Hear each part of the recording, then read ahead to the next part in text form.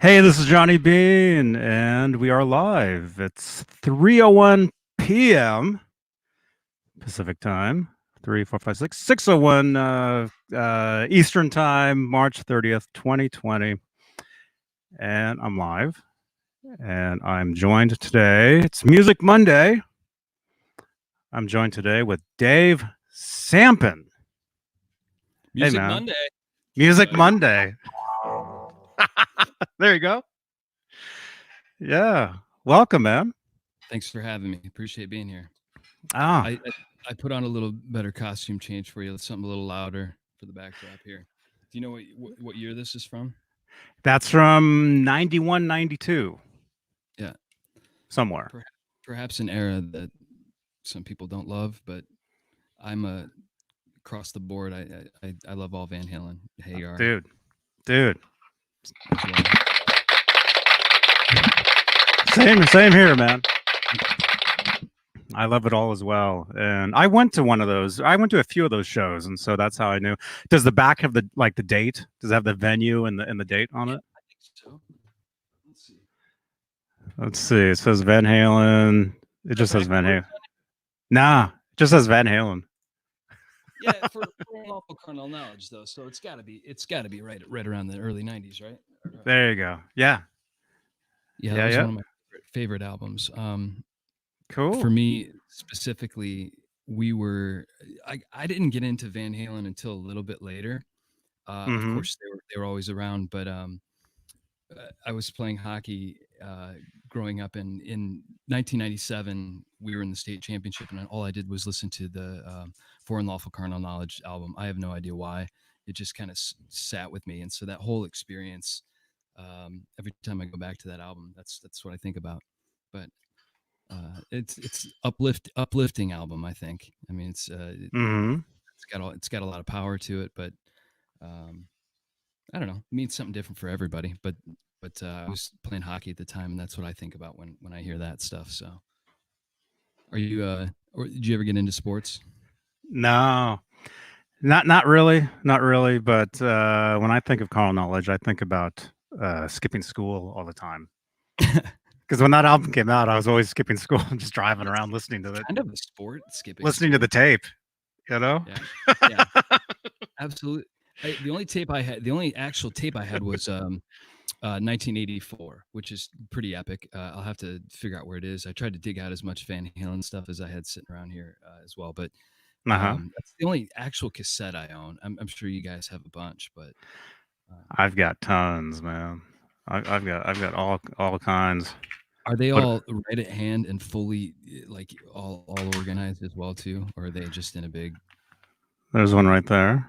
Yeah, This is actually from some other country somewhere. It's like really bizarre. huh. Some other some other pressing. I haven't seen that Yeah. one. Yeah. Yeah, different ones. Really quick, let me just say welcome everybody. Make sure to subscribe to the channel. Leave a thumbs up. We're live on YouTube and Facebook. And also, this is also a podcast. So you can listen to this later on Spotify, Apple Podcasts, Stitcher, TuneIn, Castbox, Google Podcasts, and so on. Yeah. Did you get all that? There'll be a quick test. Yeah. Just write in the comments, write back everything Johnny just said. I don't even know what I just said. It sounded great. Thanks, man. Yeah, I'm trying to get more professional. I've been doing this for years, and it's just been like off the wall and you know Dude, I felt like it crazy. was professional off the start. I mean, I love your show. I've always loved your show. I've been a big fan for a long time. I haven't been as vocal about it as until now, but it's really Hmm. cool. I mean, I'm glad I finally ended up reaching out, and we connected, and obviously we have a lot of mutual things in common. But Yeah. like I said before when we were talking, I don't know as much about you as I would like to, so I'd be kind of interested to see how things unfold, and get your perspective on all things Van Halen and where the world's at right now too. Obviously, Hmm. how paranoid are you to in on a scale of 1 to 10 right now at all? Are you? about what's going on? I was in 11 Yeah, really? when this That bad? first started. Yeah. Now I'm probably probably a 5, Yeah, it's weird how it comes probably. in waves too, and things have definitely settled down too. I mean, I'm right here in LA, like dead, like I'm in Orange County. So, um, Mm-hmm. Mm-hmm. but I'm in my studio like a lot of other people are, and I'm trying to make music. I'm trying to have fun, connect with people, and again, it's sad that it's taken a virus to get everybody together. But there's ways of looking at it, in an upside, So I appreciate Yeah. everybody trying to use technology to, a little bit, those that were a little bit afraid of it, teachers that didn't want to teach online, and we're kind of figuring out how easy it is that to do those things that we didn't think were possible before. Mm-hmm. But there's obviously some issues. One thing I've been trying to get into is the latency issue with being able to perform with people live across the internet. Like if we wanted to jam, just getting in. There's Mm-hmm. been some programs out there that were good and not so good in the past that I used, Right. but What did you still. use? I, What have you used?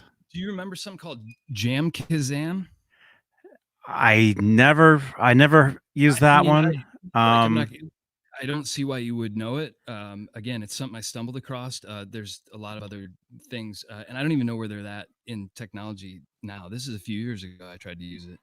oh, Um, I tried. I first got into that stuff like what year is this? Like 12 years ago. I tried so one of those.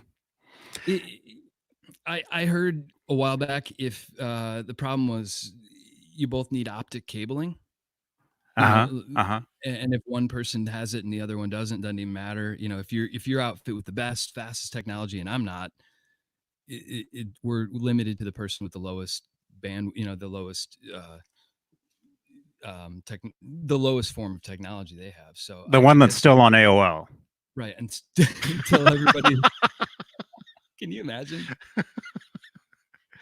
I've dealt things with have, them, yeah. things have gotten better. Things have gotten better. It's really cool. Like, you know, I just remember how, I don't know what your experience was with like recording back in the day and stuff, like, 8 tapes and whatever else, and to where we're at with Logic and stuff now, and being able to Yeah. make music at your fingertips. you know I don't want everything to sound the same, don't get me wrong. Like, we're all Logic producers now, so everything sounds like Logic, it was made there. But Yeah. there's Yeah. still creativity out there. I I started way back in what was it? 98, end of 98. I talk about this sometimes on here. I What, actual recording or recording, and if you go back to I first started doing the 4-track cassette thing back in the 80s, Mhm. like 1989. You get some pretty nice recordings then too, like some really good sound, just to the left, right. I don't know Yeah, what you use, like mic wise or whatnot, but I I use just like a 58, here, I 57, 58. see if I can find this funny old one that I have. Welcome everybody. Yeah, leave a thumbs up. You remember these? What is that? That it looks familiar. Yeah, I don't know exactly. If somebody can fill me in whatever. But this is like the first microphone I ever used to record. Um, Is it like a boom mic? it's got a It's got the RCA, the so left you and the take it right. right into the old school, the one everybody had, I guess, silver Tascam. I'm sure you had the Mm-hmm. same one. Yeah, Everybody had it. Tascam Porta Studio. I had. I used to rent the Fostex something or other. And they only give you 4 tracks, so you'd have to Mm-hmm. record. You'd record what 3 track. You'd fill up 3, bounce to 1, Bounce it to one, then you and get then so start you over. get Yeah. what 16 total, maybe. If you keep going, I kept going, and so my tapes sound terrible, but there's a lot of stuff on them. I Hey, got 20 guitars going and drums and everything, but the hissing is unbelievable. I've got the time to listen. If you You want to play know, them for me, I'll listen to them. I actually could. Well, next time. Next time we do this, like we said, we're in mono using Right? StreamYard here. Next time we do this, we can actually do it in stereo, That'll be fun. and Yeah. I can dig out. I still have all those tapes, Yeah. years, It'd be 30 cool to years listen worth. and see what you were thinking, like in real time, what you were thinking as at the time, and get your Hmm. experience. I don't know. I think there's value in that. But everybody's into something different online right now. Definitely, Um, definitely, yeah. it's hard to get people to pay attention for more than 5 minutes. Sorry, 5 seconds. Excuse me. But Oh, even less than that, man. When yeah, people are scrolling through Facebook, you're just scrolling, like, yeah.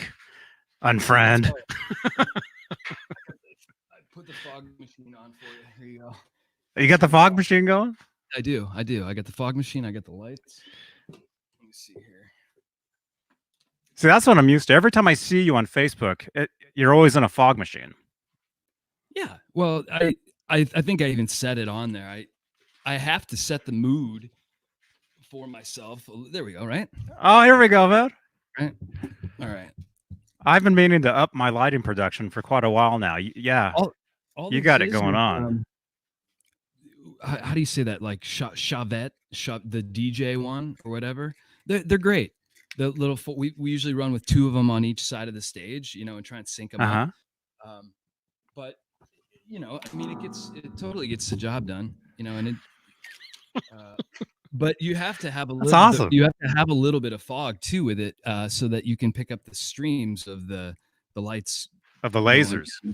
And I think right now Hmm. too, like I don't want to give away all my secrets, but what do I care right now, really? Anyway, but Nobody's watching this. That's cool. yeah, especially nobody's watching my show. So, but at least I want to, if you're flipping around and you see visually, I want to see colors. I think people will stop and they'll check it out a little bit longer, you know.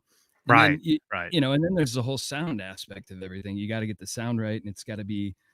I mean, I was here 2 hours dialing this in, trying to get it right so that I could be able to play if we wanted or not, or this, that, you know what I mean? Just get all the things right, not compromise my actual sound, for because it's not every day you do a radio broadcast. So, Well, for me it is, but yeah, but you got the but cool lights I do have the lights. and the I've fog got, machine.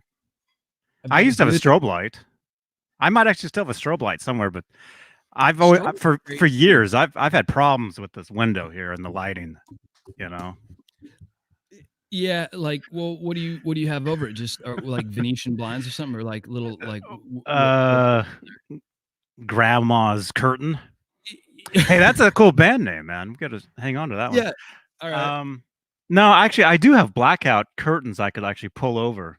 Um, It's not which I've bad because it looks like, from my perspective, it looks what? like it's like angelic. Like who's ever sitting on that couch is sort of a little bit higher Yeah, up, right? yeah, Just yeah. a Normally little. there'd be a cat sitting there, but he's not feeling well, so he's in the garage.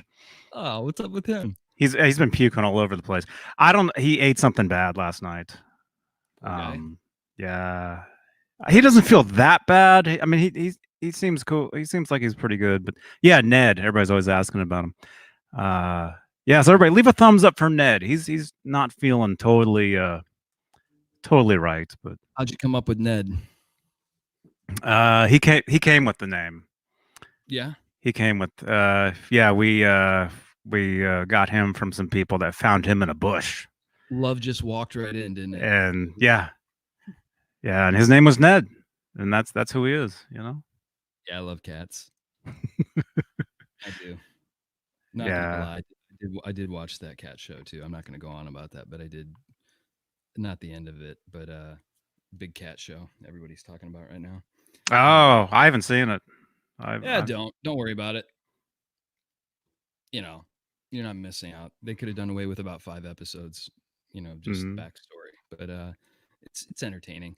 No, but I think all of that is a reminder of why I should get back in my own studio and make my own things and be creative and, like get away from whatever, but not what everybody else is doing. I certainly want to interact. I've been trying to do that actually more, like really, really Mm-hmm. zone in on what other people are doing and try and see where I can be of any value to them. So it's been Here's fun, man. here's a tip. Hmm. You want to be different, but you don't want to be that different. You want to be just uh what's the word? You want to be familiar enough to where this is very familiar to somebody, but you want to be different enough to where it's like, oh, that's just like that other thing, you know. Yeah, because you want to be able to relate to that, I guess. I mean, Yeah. you want to know that it's not that far out of reach. I could do that too, kind of a thing. I Yeah. mean, that's, I Yeah. guess, isn't that sort of like what we all want out of, like, we all want to see videos of like Ed and Al just chilling, doing their own thing, and as much content of that kind of thing as possible. And I can Mhm. see why they don't release every little last thing, of course, and they've got this temple of a product that they created, and this, it's it's become much bigger than just the one person, one person. But I I think we're all like thriving to see more of that intimate stuff from them. I mean, personally, I am. I've seen every video in the sun, and I really have gone back and watched a lot of your shows, listening to Rob talk about things. Like, you guys are so knowledgeable about this, and it's really fun, man. I mean, just uh Cool. Thank you. you guys are absolute banks of knowledge here, and for anybody that doesn't recognize that, they're totally missing out, if you're a Van Halen fan here. So Well, it's the internet, so you never know who's watching the stuff, and you never. It's and that's the other thing too. If you're gonna do your own, if you're gonna make your own piece of the internet, you can't let anybody get at you. You know, yeah, I you put yourself I out made there, a and I a thumbs decided to, down, really doesn't hurt at all. don't you don't you find it humorous though? Like, I really do. Like, at this point, like, I have enough humility in my life too. Like, I made 3 videos last week. I made one that was dedicated towards original music. I wanted to do original. I was going to do like, I'm going to do original music on Fridays, cover Mhm. music on Saturdays, and then maybe Mhm. like acoustic Sundays or something like that. So I Oh, did that's that. cool. Yeah, yeah. I'll probably stick with that. I absolutely will. But I had wanted to maybe just bring in somebody else besides myself, and that's harder to do with this quarantining stuff. I mean, anybody that's ever been over here, we really try to keep our distance. We've done the 10-foot thing. It's only ever been me and a drummer over here, but I did experiment with that a little bit, but it's missing the whole live band thing. So I did, when I'm playing by myself, I can play against tracks that I created. I can outfit, with bass, or, I can fill in the drums, and I can bring it to room level, record it, not affect Mhm. the neighbors so much. And I can have sort of more of a total live experience. It's just plain easier. So that's what I've been trying to experiment with in a non-narcissistic way. I'm trying to not, it's not even, I'm not even trying to really make it about me. As I just want to share my playing with people. I love playing so much. I love being in front of an audience and getting that feedback. And but I was laughing when you said that earlier about the comments, because I made one video, I got about 6,000 hits on it, a lot of nice comments from people. I try to comment to everybody that writes in, Mhm. within reason. I mean, I think it starts Yeah. with, because I'm looking to connect, and sometimes you really can meet some great people that way. I've met some luthiers. I've met some fantastic singer songwriters. So, like, you never know, but Yeah. um, it's like a two-step process. Like, I'll write, and then I'll get a response, and then I kind of immediately know if I want to follow up with them at all. You know what I mean? It's like almost Yeah. instantaneous. It's like Yeah, gut. yeah, yeah. It tells you Yep. that. So, Mhm. but I'm not afraid to reach out and just be vulnerable, put my stuff out there, just be like, whatever, like mistakes or not, I really don't care. But one person was like, I got one dude that was like, you suck, and that one guy that's Oh, out that there, right? guy. And we've all I've had seen him. that guy. I've seen that guy around, yeah. Uh, I don't want to say it doesn't bother me at all. As soon as I got to that comment, I laughed. I was actually looking for more. Like, I don't want negative feedback or anything. I was looking to see if there was other stuff like that too. Just and then kind of wondering myself, well, what about that? What's up with this guy? What's he do? And so I check out his Facebook page. They all look like serial killers. I mean, Well, like, they oh, are. yeah. I mean, and maybe he was. Maybe he legitimately was. But every every Facebook picture is, whatever across the board. They're all, in selfies, selfie, selfie, selfie, selfie. I There's just nothing accepted never, that never guy. anything else. Oh, no. You did? Well, we'll screen him again after the show though. But it's just funny though, is all I'm saying. Like, as much as I play, I have a guitar in my hands probably like 80 hours a week, So Mhm. like, for anybody that comes along and tells me I suck, that's fine. Well, you caught me at a bad moment. You know what I mean? Like, and we've all seen Ed, you know, do what Ed does brilliantly. And then we've all seen one of my favorite videos is that one where he's doing that run from I think it's from Full Bug, but when he like messes Mhm. up the riff and then he starts laughing about it, right? It was on that Facebook, like, or it was like a Instagram sort of video, like right up close on his hand. It was just something they were doing in the studio when they Hmm. were rehearsing with Wolfie. And I just Mhm. thought it was so great because he's just laughing at himself, and it's like, here's our idol, you know what I mean? Like, just caught with his pants down like the rest of us. Like He we're all making mistakes left and right, but it's how you dance around them too and accept that energy. It's like being like a Yeah. martial artist, kind of. You know what I mean? You I got to mean, just deflect that's it. what that's one of the great things about all the Van Halen records is they all have mistakes on them. And that's one of the things that makes them really cool. Do you have like okay, you say that, do you have like a favorite mistake?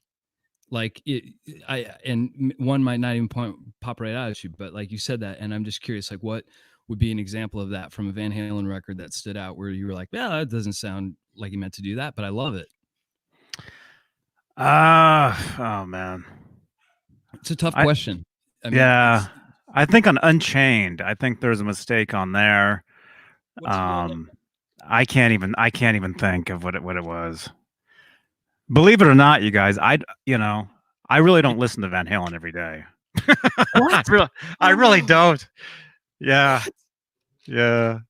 Um but well, not to say, the commercial albums, but I have an iPod full of literally thousands of like live stuff and Do demos you and play? Do you play every day though? Guitar? Do you play a little bit every day? uh no, not every day. What's the Not first not thing you play? You pick up a guitar. What's the first thing you play? I mean, is it something Van Halen related? Is it No, no. If I was to pick up the guitar right now, I would do like a scale or some sort of Mhm. just a warm up. I would do Yeah. some sort of just something, I do play you know. Eruption like religiously for warming up purposes. Like I Mhm. think it's such a great warm up. I mean, it's a perfect example of like walking through every aspect of the guitar, exploring every hammer on, pinch, harmonic, dive, like this complete sound, 180-degree sound stereo image. I mean, he Mhm. really covers it all there, right? So it's really fun. I mean, there's so many things other than just trying to be flashy and like, play the obvious stuff. Like when I went to Nam and you sit down at the Van Halen booth, because I always go there first. And Same here. people I can't help but not. It's like the only thing I'm really interested in actually. It kind of goes the EVH booth for me, then I walk and I see the Charvel stuff. Then I go to like just whatever Kramer, just kind of and then maybe I'll walk through the Gibson display. And then Steinberger had a pretty cool thing. I was playing on a few of those this last year. And Mm-hmm. then, Everything was right there. Yeah. yeah, it was neat. And then, you go walk the floor, see everybody. I mean, I tried to find you, and I think a couple years back we did, but we hadn't even talked at that time. I think you knew my friend Tim as well too, just from online stuff. But Tim's actually the singer from our Van Halen tribute band. I do have a Van Halen tribute band called As Is. He's in the chat. I see somebody yeah. named Tim in the chat saying that Yeah. you guys are playing on Friday. This Friday? Okay, I guess we are. Is that him? Is that him? It Right is there? Tim. Yeah. Are we playing this Friday? Yeah. Oh, he's are like, we? Oh, he's asking. Oh, okay. I mean, why not? Sure. Like, I would absolutely play. I think I was trying at first. 10 feet apart. I was trying to oblige by those rules, like everybody. Like, I wanted to be respectful of everyone. I mean, in all honesty, like, as much as I want to make things, it's like I'm an actor, so like I can take direction really well, and when I'm told to do Mm-hmm. something, I can do it. But I'm surprised that everybody, like, they're like, stay at home, and it's like, yeah, like, let's go outside and go everywhere where we can, especially the grocery store. Come on, like, Oh, I'm scared of the grocery store. I'm scared of it, don't man. don't be. Just be smart. Don't, and like, I mean, try not to be, because I think what it does anyway is it brings up your anxiety, it brings up your levels of cortisol, and then you stand a better chance of getting sick anyway. It's not a good place. This fear factor place is not a good thing. Mm-hmm. And so we can argue all day long about how the administration handled it and how they released the information. They did what they did. It's fine, but I still think it's up to everybody else to, like, accept and deflect the information and decide what they want to. I'm not suggesting you should go run rampant right now. I'm just saying, take direction, just chill, just relax, try and do something creative, play with some Legos, like, Yeah, were you a constructs guy, or like a Lego guy, or like a Tinker Toys guy? I don't think I was any of those. No, you never Uh, made just like little no, engineered stuff. no. My I first stepped guitar. on them. I stepped on them in the dark. You, you were the bully that was like, you're like, that's cool, crunch. Yeah, yeah. No, Step on I them. never had any of that stuff. I had the Star Wars, figures. That's what I had. My first guitar was a Constructs guitar that I made out of those, like, pieces you can link together. Mm-hmm. And so I had it. It was terrible. Didn't do anything. I needed an amp. And so I had one of those old school vacuum cleaners that looked like a box. So it looked like an amplifier, and it had a cord that could retract and, like, real fast, like, like zip out if you, like, pulled it. Uh-huh. So I'd pull the cord all the way out, stick it up to the Constructs, and then I'd, jam on that. And that was my amp, and that was my first guitar and amplifier. So didn't make any noise, but the goal was entertain. Like, for some reason, Entertainment Tonight, the theme song of that would come on, like, at whatever, like 7, 8 o'clock or something. And my goal was to get my guitar and hook up the amp before the theme song was over. For some reason, I just, like, enjoyed that. That whole, Mm-hmm. like, something about it. I was like, yep, I gotta entertain. Did you ever hear Eddie hum that? No, There's Van Halen was always on it. No, it's true. There's footage of him actually doing that. No, I had Actually no singing idea. that. Singing the theme to that. Yeah. No I'll find idea. it. I'll find it. I have it. No idea. Please send that to me. That's hysterical. I like to use stuff like that too in my shows, like, because I have an '80s band. Like, I also have the Van Halen band, then I have an '80s band called 80 Do.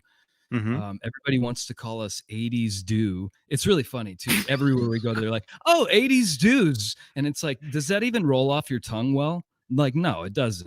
Like, 80s dudes or 80s do? 80 Do. 80 do. Like, we do 80s, 80 Do. Don't ask. Okay, like, we don't need to get into, like, why we, like, there was a handful of reasons why we came up with that name. I didn't really have anything to do with it. I supported it.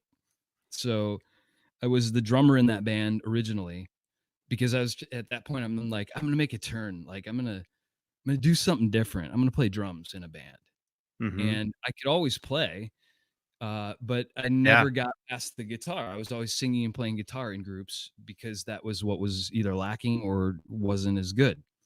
And so this is the time I'm like, I'm gonna make my mark as a drummer. So I've got a great Roland V drum kit.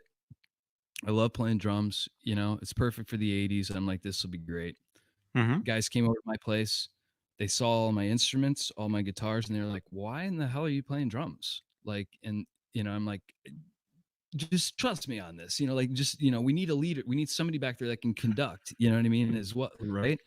I mean, you'd Mhm. think, right? That's what I think. Yeah. Drums, Alex Van Halen, great leader, good, he is you know, the Reverend, you know what I mean? Like Mhm. he Yeah. starts there, and you build from that, right? But you'd be surprised how many bands are lacking that, you know, or just somebody that's playing along, just playing along with what's there, not really leading through the Mhm. song. So that's what I look for when I look for guys in my band that I'm trying to, I try and mimic that same template, I guess. But so I wanted to be the drummer, didn't work out, ended up playing guitar. And I've been in that band for 6.5 years. So we've been doing really well. Even in spite of, I mean, right now we're not working, but we didn't have Mhm. anything booked this month anyway. So it's weird, like when that doesn't, like line up. Like our busy season will be May on. So we played a awesome place called Terranea Resort in Rancho Palos Verdes. It's right on the beach. It's their summer series, and took a while to get into that, but it's a really really cool. If I don't play anywhere else and I only play there, and we do 6 7 8 shows for the summer, it's great. Mhm. That's my livelihood right there. So everything else I try and fill in the holes. We play at a place called Rem's Lounge the first Saturday of every month. That's in Yorba Linda, Mhm. Placentia, Yorba Linda, and a little residency we've had there for the last few years, and always trying to play That's Van cool. Halen as much as possible. Um, our sets range everything from way deep cuts. I mean, you'd be surprised what people request live, but I mean, you've had plenty of live groups, but did you play a lot of like did you play any Van Halen when you were in your with your bands? Or I mean, like how much did you lean in those directions? Um, some of my earlier bands, Yeah. yes, we would do Van Halen stuff, but later on, it was all um the band's original stuff. Oh, I was yeah, yeah. never in a cover band. That's what I was thinking too. That you had gotten into just all original, and that's Mhm. like that's the other too. Sometimes you get away from that, and you're like, I don't know where to be. Like it's great. We play out and we play cover music every weekend. It's awesome, and people love it. And I mean, you'd be amazed just when you think "Living on a Prayer" was getting a little old. Somebody wants to hear that. You know what I mean? So like, it's great. But or I mean, there are all the '80s fan favorites. And it's just such an era that you get the earliest of Van Halen, you get 1984, you get things like When It's Love in 1988, you get all the like all the way spanning through those years. If you even wanted to cover that, so we can get away with playing all this music. And Mhm. I'm happy that my bandmates just oblige kind of what I want to do in that regards. They just let me be me, and Mhm. I really appreciate that. It's kind of rare. Um, they know like as soon That's as we start awesome. playing, I'm gonna run around. Like I have all wireless gear and stuff, so I try and run as much as possible in the show. Um, just like Eddie on Little Guitars is a great example, like of that Mhm. live footage. He's sliding on his knees, and just Yeah. how. I mean, it's just like so happy.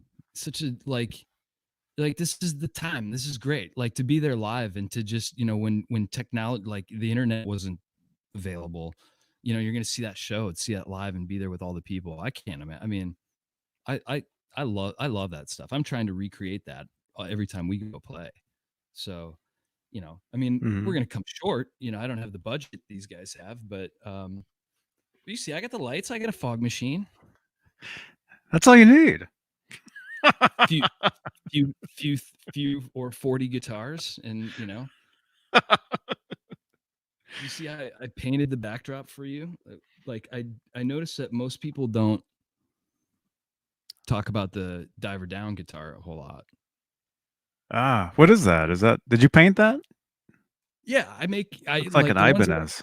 The ones I can't afford. Mhm. Absolutely. Like I'll just make them like everybody else. I don't do it full time or anything, but like for instance, like something like this. Oh, that's cool. Let's see that. Did you do that? Yeah, and the reason I settled on this pattern was because I didn't want to do the 5150. I didn't want to do the regular Frankenstrat on it. I wanted to do something that was stripe pattern differently. And I made this, I don't know, 10 or so years ago. All of this is actual real wear, like road wear from playing. Yeah, actual. I mean, Oh, that's cool. Yeah, I even embedded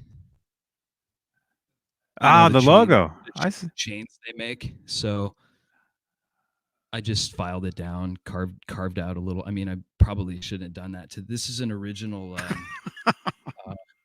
This is an original PV Wolfgang special.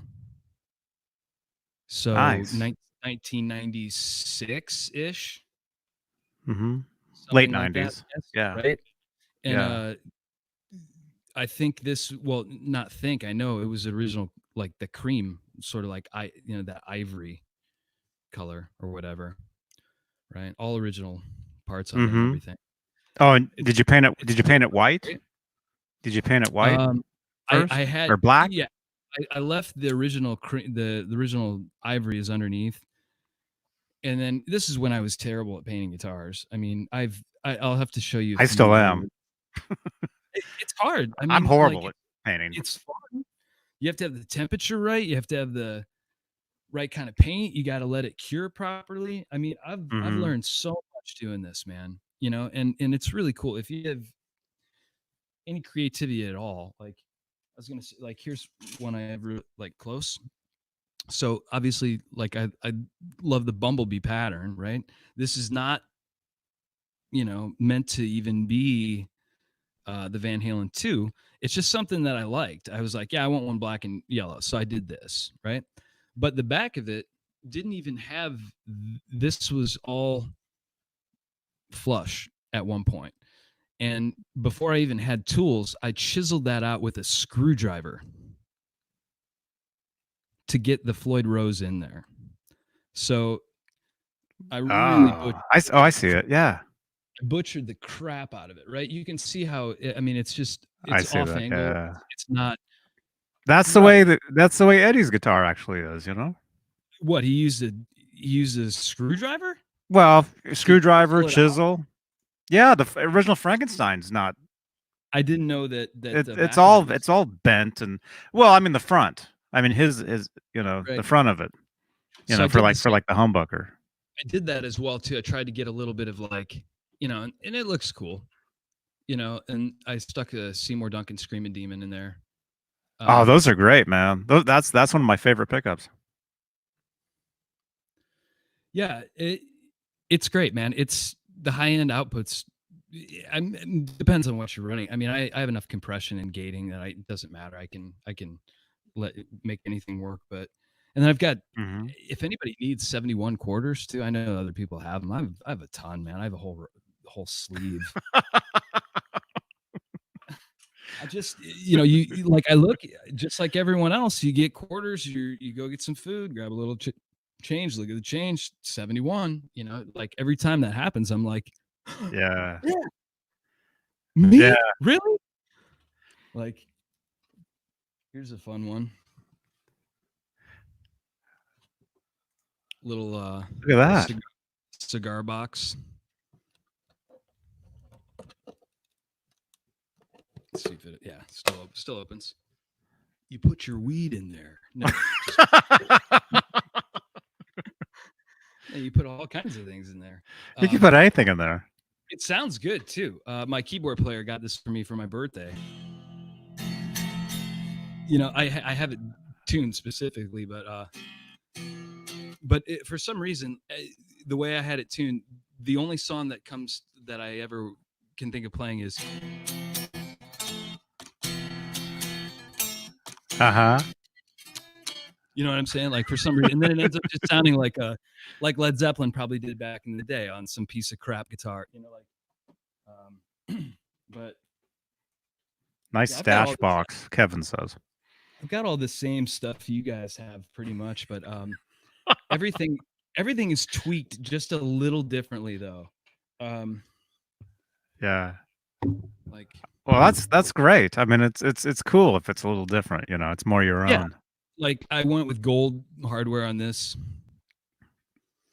Um, stripes are accurate. Mm-hmm. You know, Yeah, but it looks very close to the actual one. there's some things too that like always irked me too, like I'm a little bit more meticulous, I think, like when it comes to like lines and stuff like that. So like I always made my lines like a little bit more geometric, you know, like than you know, if it looked like it was just kind of thrown on with no rhyme or reason sometimes, I Uh-huh. probably questioned it a little bit and I'm like, nah, I'm gonna make mine a little straighter, you know, like or just especially through like the horn and stuff like that too, like Mm-hmm. you know, depending on the guitar too. I mean, and some of them can look really cool, like it just depends. I've screwed everything up so many times too. And then, you know, like the best is when you get a really pristine paint job and you're like, yeah, like, should I relic it or not? And then you decide not to relic it and then you drop the guitar anyway. So, I mean, that happens like more than I would like to admit. More than I would like to admit. Yeah. Well, see that's where you get the actual relicing is if you drop it, you know, accidentally. Yeah. Nobody wants to like, you know how much a punch to the gut that is after you worked really hard though on it, right? So clearly, right? This was like I think a Beretta body, which I always like how thin cut that, you know, through I love how thin that is there. I Yeah. don't know, like there's just something about the way those are, and I always forget too when I'm making them. Mm-hmm. I forget sometimes before I paint it to really route out that part the way I like it. You know, so you get the paint job done and you're like, damn it. Like it doesn't quite fit the way I want it, you know, like, you know, or just, you know, that one thing, you know. So it's like, okay, great. So this is gonna be the one guitar that doesn't have that thing on it that I like, you know. Hmm. Oh, this one too. Like what I like about this, it has a working pickup. I stuck a double humbucker Mm-hmm. up there, What is that? just because it's a Seymour Duncan as well. The duck. Um, what do you call that? Yeah. Yeah, it's a mini it's a humbucker. Yeah, like it just okay. So I'm using this in the '80s band, and I had it as a dummy pickup for a while. But then you know you're playing Van Halen one song, and then you got to go to play Sweet Child of Mine the next song, and you're like if I just had a neck pickup, it'd be great. But you know, you need that double humbucker neck. So Mhm. I hooked it up to be able to do such, you know, and then I added a kill switch in there too. And I like this. Cool. That kill switch is actually a lot more quiet than the ones that they offer. Like, I mean, if I had it hooked up, I could tell you, but you know, there's no sound when you click that on. The other ones are like plop, plop, plop, plop. Like, you know, it's just they're so loud sometimes. The arcade sound. Yeah. Yeah. Well, that's cool though. You Yeah. know, when you're playing, you know, it's It got can the be desirable. Like if you have options, that's the best thing, you know. So Mhm. this this one has the arcade on it, but like I said, you know, who wants to, you know, that's a really cool sound and all, but like it just gets amplified through your gear. You know, it truly does, you You know. can The hear other it? one, yeah, oh yeah.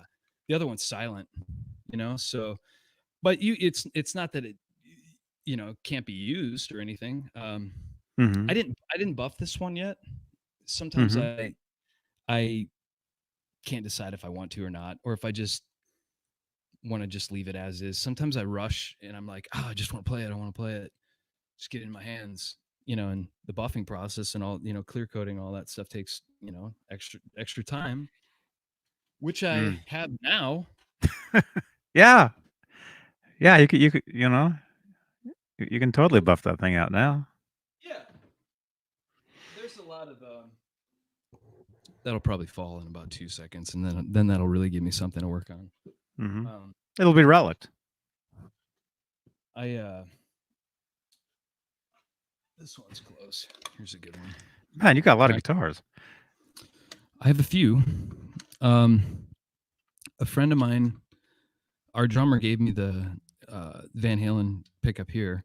Obviously, it's the well. Do they call that the Les Paul style, or I mean, like like what is? It's an EVH. It's just It's just a Wolfgang just with the cover. right. Just with the yeah, you'd call it. I mean, they don't officially call it Les Paul style, but I guess you would. I hate to label it like that. I really didn't mean to say that, but minus having a drop D on D tune on here, which I Mhm. would like. Look, I mean, it's sometimes you get lucky with adding them on and not and making any adjustments, as Mhm. like this one. I think I left it off for a reason, but uh, I got the pickup for my birthday, and then I built the guitar around it. So it started with the pick. The idea started with the pickup, Mhm. but I tried to make it fairly accurate for all the Nazis online that are stripes are off. You Oh, be missed it by a careful. quarter. You know? They're all in the chat. Look out. Yeah, God love them. I'm just saying, like, you got to be, take into you got to know the man before Uh, you got to know why we did these things. mhm. Yeah, You like I know, said earlier, though, if it's a little different, if it's your own, then it's extra cool. You uh, know, another Wolfie, but like this that. one, Look at that. That looks really cool. yeah, I like this a lot too. It has some wear in it, natural wear from again from playing. Like you can tell, I played these quite a bit. Mhm. This one I made for my friend for her birthday, but changes color. She wanted one that was teal, and I was like, "Oh, can I please make it like a Van Halen one?" And she's like, "Okay, fine." So, so I made it with the color changing paint. And so when the lights are right, you can see purple and to teal. She'd give me a few parameters, and she's like, Oh, that's I great, want it to man. be teal, and I want it to be purple, and I want it. So I thought I hit all the marks there. That's really So cool. I gave it to her for her birthday, and then she gave it to me to play for the band, so I use it constantly. So It's um, great. It all worked out. it's hers whenever she wants it back. How many guitars have been left at your house over the years? A few. I have one bass that I love. I was in a band for like 5 minutes, and I was playing bass. They needed a bass player. I didn't have a bass, so they had a bass. Mhm. Gave me the bass, gave me an amp. Band broke up the next, like literally the next day. Nobody wanted any of the gear. Nobody wanted anything to do with anybody, and so I just got left with this bass and this amp, and I've had it for 15 years. So Same strings. probably right. Yeah. Yeah. Who changes bass strings? Here's a good one. Yeah. Although it is very important if you're going to be tracking, if you're going to be recording, always put brand new strings on the bass. Very important.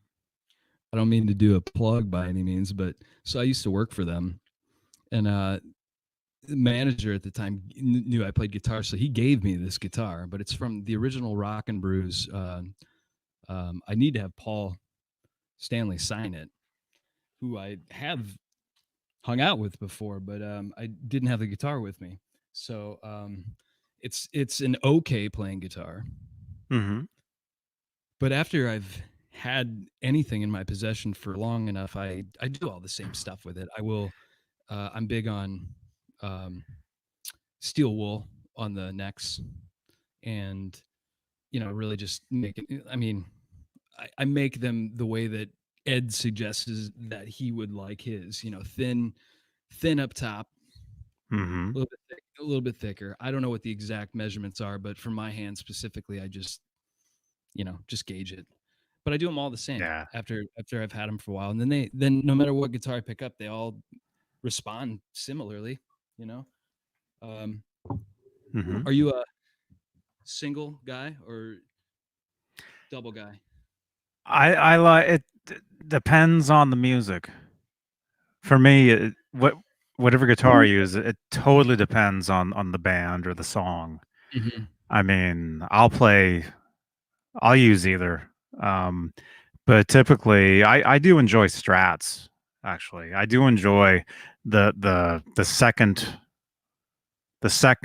and is it fourth, second and fourth positions on a Oh yeah, strat. so good. I When really you like. the first time I heard that too, I was like, "What is that? Like, why? Why does this sound this way?" Like all these questions, and then you finally get it. You're like, "Oh, okay. Well, things are working in phase this way. This is, like, do you know much about signal flow and things like that and wiring? I mean, do you get into that too? Yeah, Or well, sort of. Yeah, I used to work at a shop where I used to do oh, that. cool. Where was the Yeah. store? It was in Berkeley, California. Nice.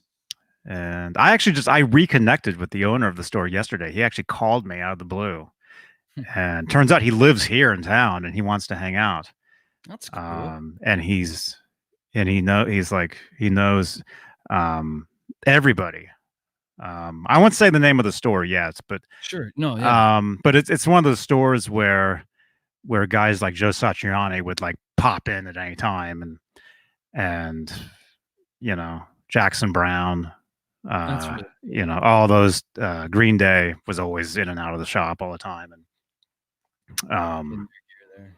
all those guys. But yeah, I used to do guitar repair, electric guitars. So I've built a lot of my own stuff over the years.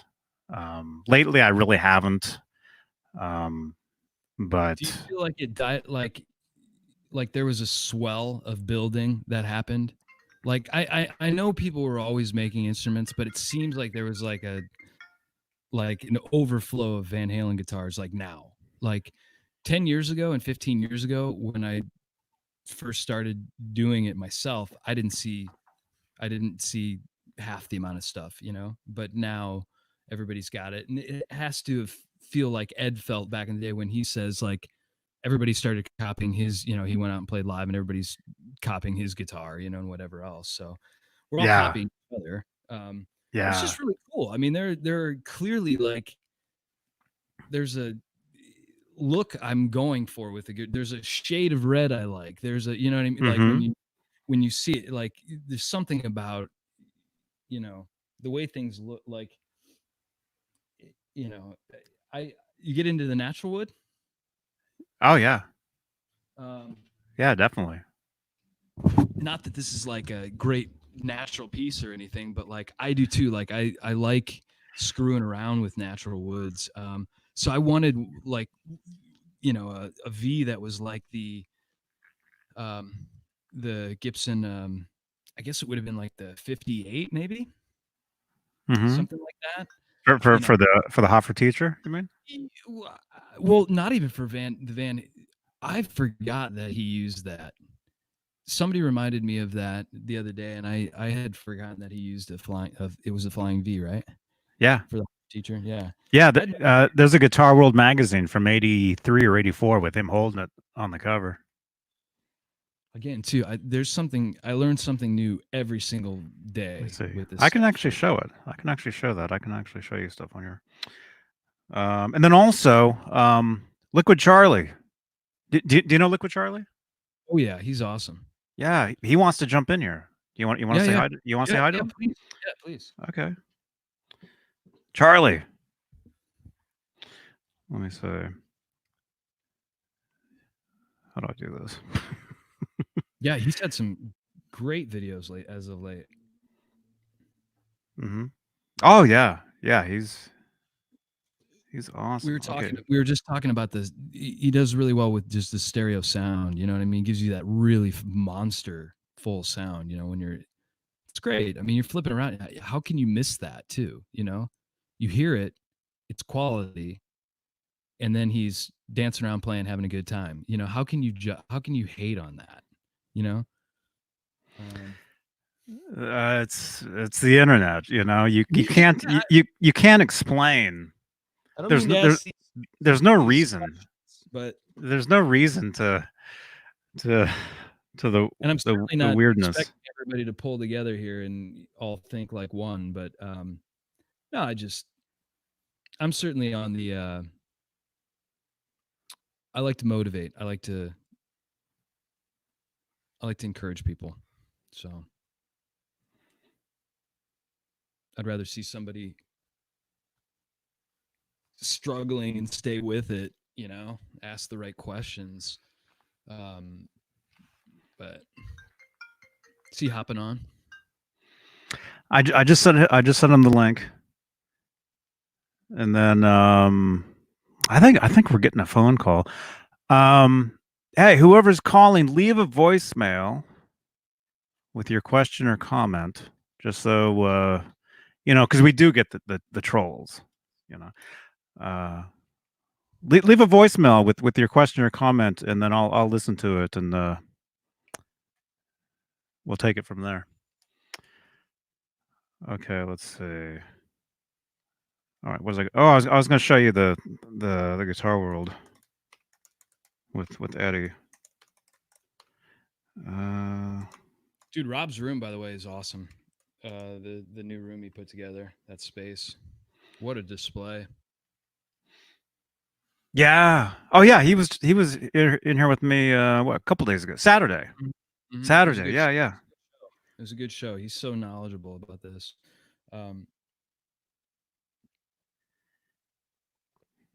Oh, he is. He is. Okay. Okay, here, I'll show you this. I wasn't even friends. I didn't even know I wasn't. I've known of him for a while, but I finally friended him. So I'll have to chat a little more. Make him a. Yeah. Yeah, so that's the guitar right there.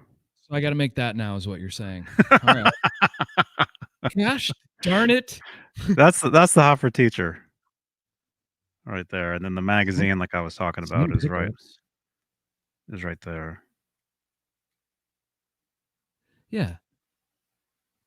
Yeah, exactly. See, I've seen that shot, but I didn't piece that together that that's what he used.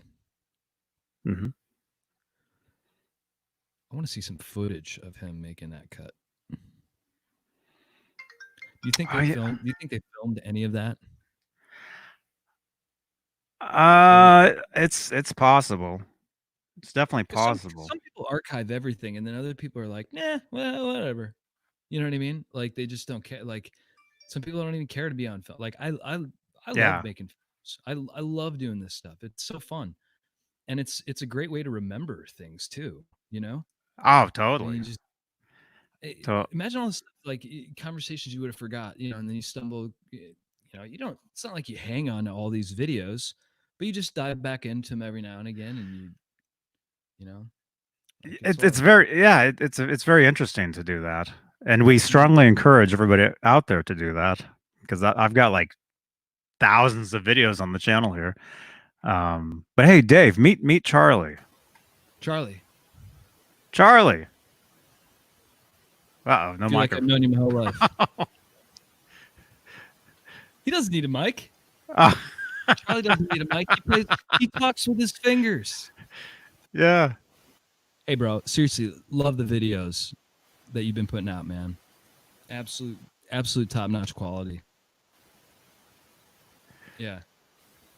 I love people that raise the bar too, because like you started playing, I'm like, damn, dude, now I got to play everything perfectly. I can't make videos anymore until it comes until I practice these songs more than once or twice. Mm-hmm. Oh man. That too, like I love taking requests and somebody will be like, yeah, play Dirty Movies or something, you know, I mean something that you're like, yeah, you know, I know, like of course I know the tune, right? But then you get to the When you're halfway on through the bridge. stage. Yeah, halfway When through you're the on bridge stage. section is always my favorite area, because that's where it all falls apart. You know what I mean? But everybody knows that. Everybody knows the little parts. So Oh yeah. as much comedy as I can bring into the show as possible to kind of like segue out of any mistake I make is that's how you really do it. That I'm totally with you there. To me, it's all about the not necessarily comedy, but entertaining, Yeah, yeah. entertaining, and comedy is part of it. You know, I know what you mean. I know exactly I what had you mean. a I had a situation that could have been terrible. I had we were playing at Terranea Resort, and they have these park benches and long Mm-hmm. like runways of um, uh, yeah, just like park benches and picnic tables, basically, right? And it's like a beer garden. So Mm-hmm. the place gets filled up when we play there too. It's absolute madness. And we're playing Crazy Train, Ozzy Osbourne, and it's right before the solo section. And I don't know why I just got inspired to go run around. So I'm running around the crowd, and I go run around. I run up the hill. I run all the way back around the back of the crowd. I run back through the crowd. I hop up on the picnic table. I'm running down the picnic table and I literally had the Van Halen "Hot for Teacher" video going through my head at the time. When he's walking down the tables, right? Mm-hmm. Had that in my mind. Hopped back down. I miss my step. I fall and I pull one of these like boom all the way down Oh no. mid song, like in a whole pile of people, and it was like my first like epic fail, like so to speak, but it's all in how you pull out of it, right? So everybody thought I was hurt, and I severely hurt my back, but I shot back up with adrenaline, stuck my hand up in the air like the Breakfast Club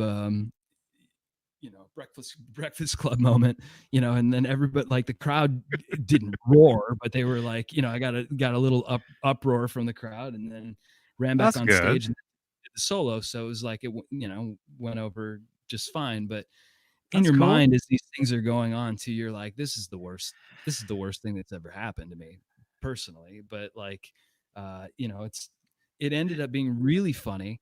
I'll send you the clip of that too, because I have that on video. So like, I happily Okay. laugh at another time. I'll send it over. But um, and you'll see the Cool. severity of it too. I'm there 1 minute, and then I'm 10 feet down. Just like everybody else, Dave Grohl and all these other guys that have fallen off Mm-hmm. stage. Same thing. It's just like it's I happened think to everybody. he broke his leg though, or something. Mhm. I saw Yeah, that. Yeah. he broke it bad too. But yeah, that was a nasty spill. But for those that like to, Ouch. I always like to I like to move around. I like to add a little gymnastics in the show. So talk about keeping Mm-hmm. people interested. So That's great. That's great. And those videos, they're public, like the ones on the ones on Facebook. Are they public videos? Like, Mhm. because every time I see you, when I'm scrolling through, and usually it's like a Saturday night or a Friday night or something, and you're live on Facebook. Yeah, it took me 5 years to figure out how to take the button off of only see the video yourself to put it public. Oh, Just kidding, but that's good like practice though. I did discover that a little late in the game, but um, so I tried to put more videos out, you know, within. I try to be honestly like nobody needs to be spoon fed music from the 80s, any more than they can get their hands on, but I do like sharing the stuff that we do. If people enjoy watching, there are a lot of Mhm. funny things that happen in our shows. Everybody has amazing personality. Our singer, she's got bright pink hair. She stands out like, she's a beautiful girl. Her first name's Lasan, and we call her Candy in the band. But she's,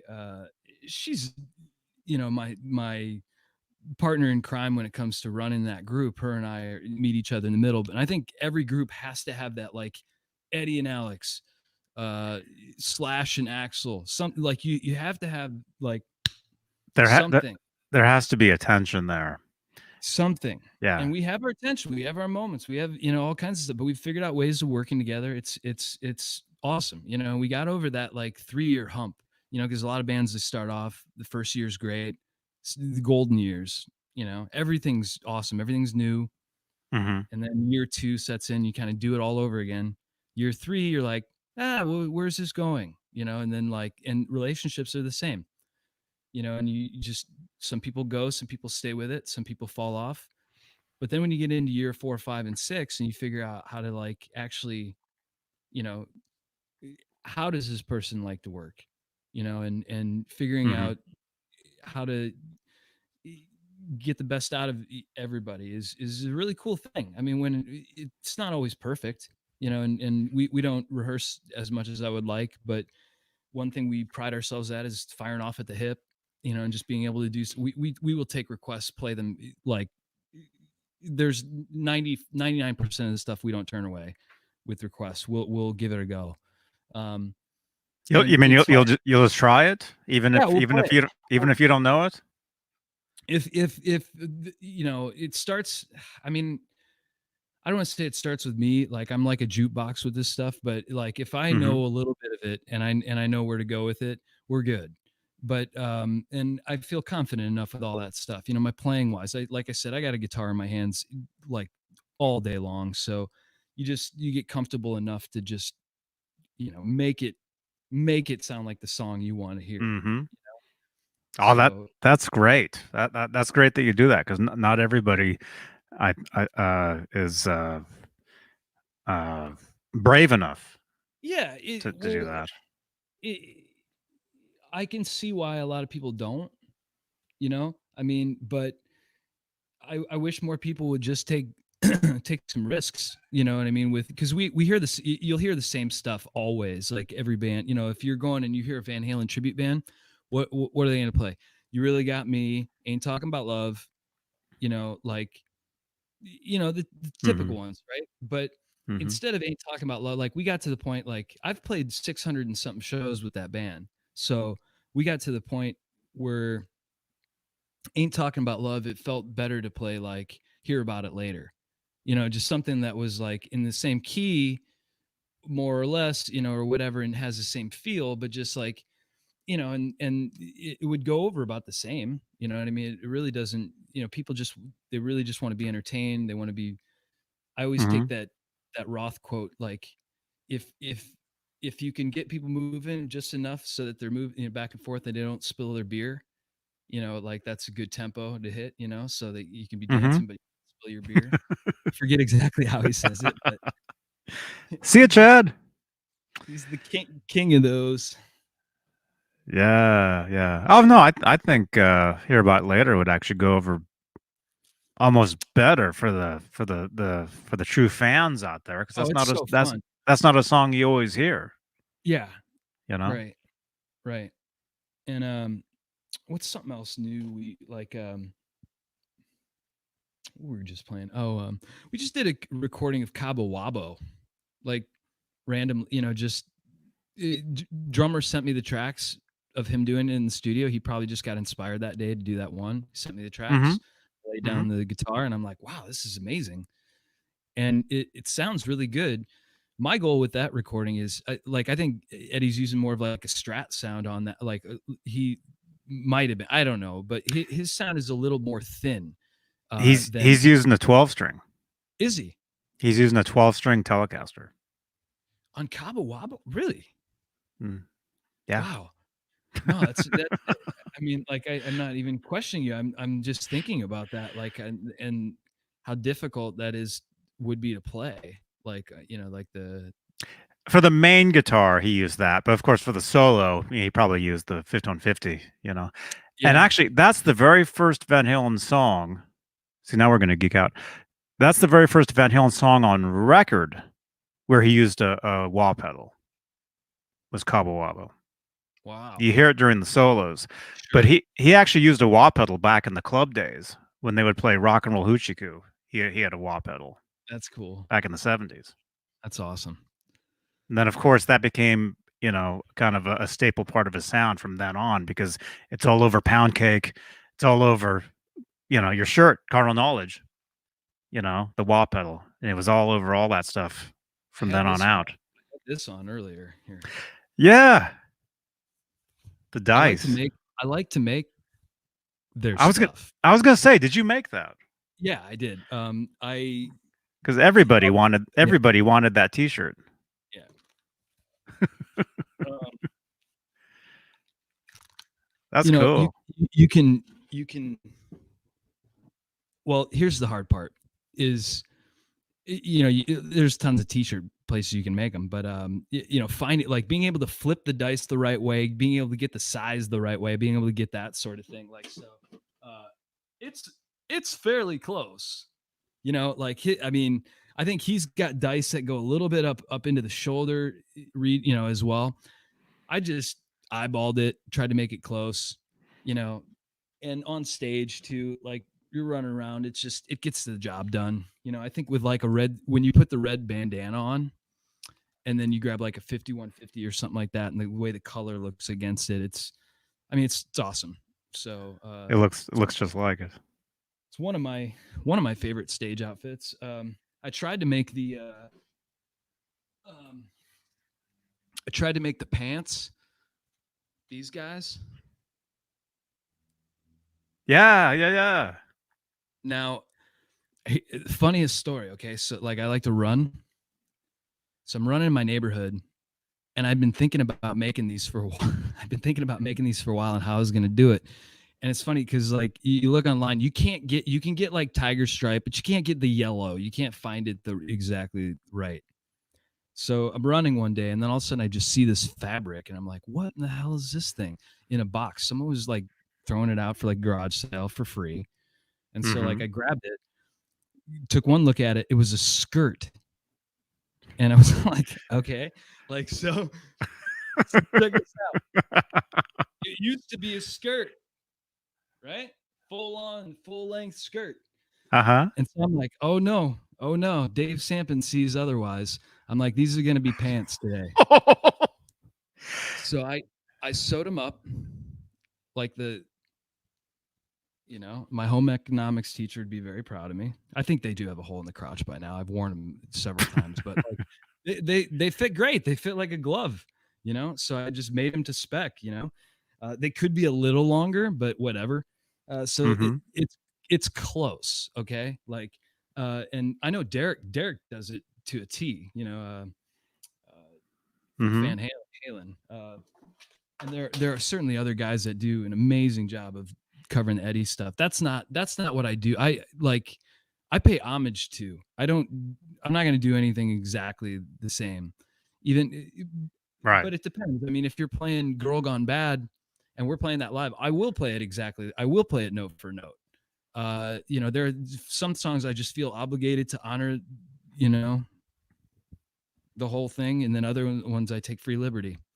Mm-hmm. You know, Mm-hmm. like the beginning of Everybody Wants Some or something. It's like you can do so much in that space, like of just creating that like haunting sound that like just all of those the Yeah. intruder type sounds and things like that, and the dive bombs. Yep. But if you're just hanging on this idea of like, oh no, I didn't do it like the record, then you're kind of missing out, because I think like Ed wasn't doing that. He's tone chasing, and so like when you really find that space and you nail it, it's weird how things start to transcend. Like I totally um what's the word? I bring him into I channel him, you know? I Mm-hmm. mean, and it's weird like when it happened, like you get the tone right, the fingers just do exactly what they're supposed to do. Like I can't even Oh, describe it, yeah, So yeah. If the tone is there, it gives you the power. it You does. know. And you can sit there for an hour and a half trying to get the tone right too, though, but when it does, though, when it clicks, and you find that like perfect resonance in the room, like where your guitar can just be on full volume, you got that woo, woo, woo, woo, woo, woo, that perfect like little hum, like that's not gonna Mm-hmm. make you deaf. So I played some loud bands, man. I played in some, people just thought like turning the volume up was how you do it, but it's not. It's not how you achieve No, the Eddie tone. You can do this at a bedroom level. I know. You really can. Oh, Charlie, Did you get a mic? Charlie. Can you hear Hey, me? buddy. Yeah, sounds good. Amazing. My the microphone on my laptop's broken, so I've had to do it on my phone. Oh, it's Oh, perfect. So I haven't got earphones in. I don't know if that's going to mess anything up. I hope not. Mm-mm. no. It's all right, yeah? You can hear us, okay? Oh, fine. Yeah. Okay, cool. Great to sounds see you, man. Cheers. What are you Cheers, drinking? man. It's a bit embarrassing, but Foster's lager. It's No. generally frowned upon, but it's cheap and they have it in stock, so I get it. It's that simple. So That sounds good. Oh, it's good stuff. yeah. So how are you both doing? Doing good, man. Just staying busy. Great. Me Yeah. too. Cool. Yeah. Staying inside. Yeah, I know. You know, what's it like over there where you are, Charlie? What's going Exactly on? the same. So only like I guess you would call them convenience stores and supermarkets. That's all that's open. Mm-hmm. That's it. All the shops are shut, and everyone's been told to stay inside, and that's it for like the foreseeable future at the moment. Are you able to make Yeah. noise over there? Can you still play? Oh yeah, Good. yeah. I mean, a lot of the stuff I do is actually really quite quiet. It's funny what you were just talking about because I know you get it. I know you get it for sure. yeah, because I've got people up and below and to the side of my music room. So I am fairly considerate. I never used to be, but the last few years because the thing is, when what happened was I had a neighbour moved in upstairs a few years ago, and he started playing electric guitar up there, and I was like, I couldn't tolerate it, so I was like, right, okay. The broom I'm handle. I'm not going to be that guy anymore. That just, Ah. I don't need to hear that. So, yeah, Didn't so you? I'm a bit more considerate now. Didn't you wonder like what they're using? Did you meet them and find out what their guitars are and stuff? I found out, and it wasn't up my street. It was one of those like an Epiphone Sheraton, or I don't know, one of those, the big hollow body, not semi-hollow. Yeah. Ones. He was they're cool, but they're not me. But He was rocking out on one of those. Sunshine of Your Love and Smoke on the Water. I mean, it was phenomenal. But yeah, that's it. That sort of style. Yeah, and I was like, it's just not nice when someone else inflicts sound on you that you just don't want to hear at that moment. You haven't planned on that happening in your day, and suddenly it's like, oh. So I thought, I'm going to stop being like that. And so yeah, so when I play for the videos and that, I have to have it really quiet, which is difficult, or I'll do it with headphones on. But yeah, but you kind of get used to it after a while. Yeah. No, it sounds great though, man. What's the next? What's your next recording? What are you working on? Oh, well, I've been doing these lesson videos, which are quite fun because the stuff I'm teaching, I don't actually know beforehand a lot of the time, so I'm just kind of using it as an opportunity to learn, and then as I learn it, because I'll show the way that I've basically learned it, so it's the way I would break it down to learn it, so that's the way I'll teach it. So I'm kind of doing that, but I've got half a cover of like totally instrumental, me playing the melody as well. I've got half a cover of Me Wise Magic done, and also half of Dream Is Over in the same way, but I just haven't got around to finishing them, so I need to I'm going to get one of them going this week and get it all done and make the video and all of that. But it's annoying because like both of those songs would make great outdoor videos, and I can't really go out now. I don't think it's an essential thing to do, is it? Go and make guitar videos. Yeah. Well, we like watching. Oh, you're very kind. Yeah, well, I love making them. It's really cool. But Yeah, and I've just been playing this a lot lately. Ooh, The weird looking thing that people either really love or absolutely hate. no, it's fun. But I think it's amazing. I absolutely love it. So Weighs less than a penny. yeah, it's just nice. But it's really playable. It's like super playable. Yeah. It's comparable to this guitar pick. No, it's Yeah, and having that 24th fret is amazing. So because I mean I have got an Ibanez RG, but I haven't played it really in a long time, and Dude, that's forgotten why how much I missed it. I stuck the 2.4 on this one. Same thing. Same Oh, thing. nice. You know, it's this is who makes that? Who does these necks? Is it a Music Craft? Warmer? Yeah, I think it's Warmouth. Warmouth. Yeah. But anyway, I just same Wow. thing. It was tough to find the one that could go over this pick guard.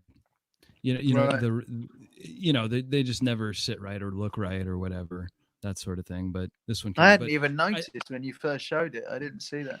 Yeah, I didn't either. Overlooked. And then the headstock on that one too. I obviously didn't do the Gibson. You know what I mean? Like I just did something. Just something different. I played hockey for 35 years, so anytime I can put a hockey stick on the end of something, I'm all about it. So, how old are you? You only look I'm about 35. I'm old, man. Are you? Yeah. How old do I look? 30, 35? Yeah, I'd say around mid 30s. I'm not maybe. 30. I am not 35. I'm Wow. I'm 41. Oh, 2 years older than me. Yeah. So, no, Wow, I would never have guessed. So there's a same too. compliment. We're in the right side of the fence there. All of us. Yeah, I mean I've lost my hair, but other than that, I've got memories Not of me that. yet. I still got. No, mine. you're doing all right for hair, aren't you? That's incredible. My mom would be so mad that I wore my hat for this whole thing too. I tell you. You guys do you still get a hard time from your parents for wearing hats? No. No, this has become my thing. Same. Yeah. I've always worn it since I was a baby. I always wear a hat. Yeah, I've always enjoyed a baseball cap. Mm-hmm. What is it you call these? Snapbacks or something? Yeah, those are my favorites. Yeah, with the mesh for me. I love the mesh. Mm-hmm. I used to wear like the Fred Durst caps, but I tried to make hats for the 80s band, right? And we get the logo for that. But it's kind of cool with the distressed logo.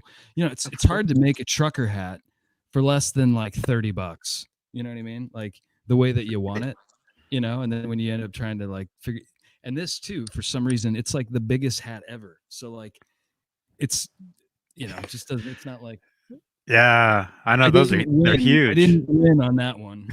Those things are huge. It's gigantic. Oh, amazing. Did you see any? Okay, so weren't there supposed to be like 1 million concerts last night? Did anybody see anything like anybody check out something like? I mean, did you watch like Metallica or somebody? Anybody watch anything specific that was really good?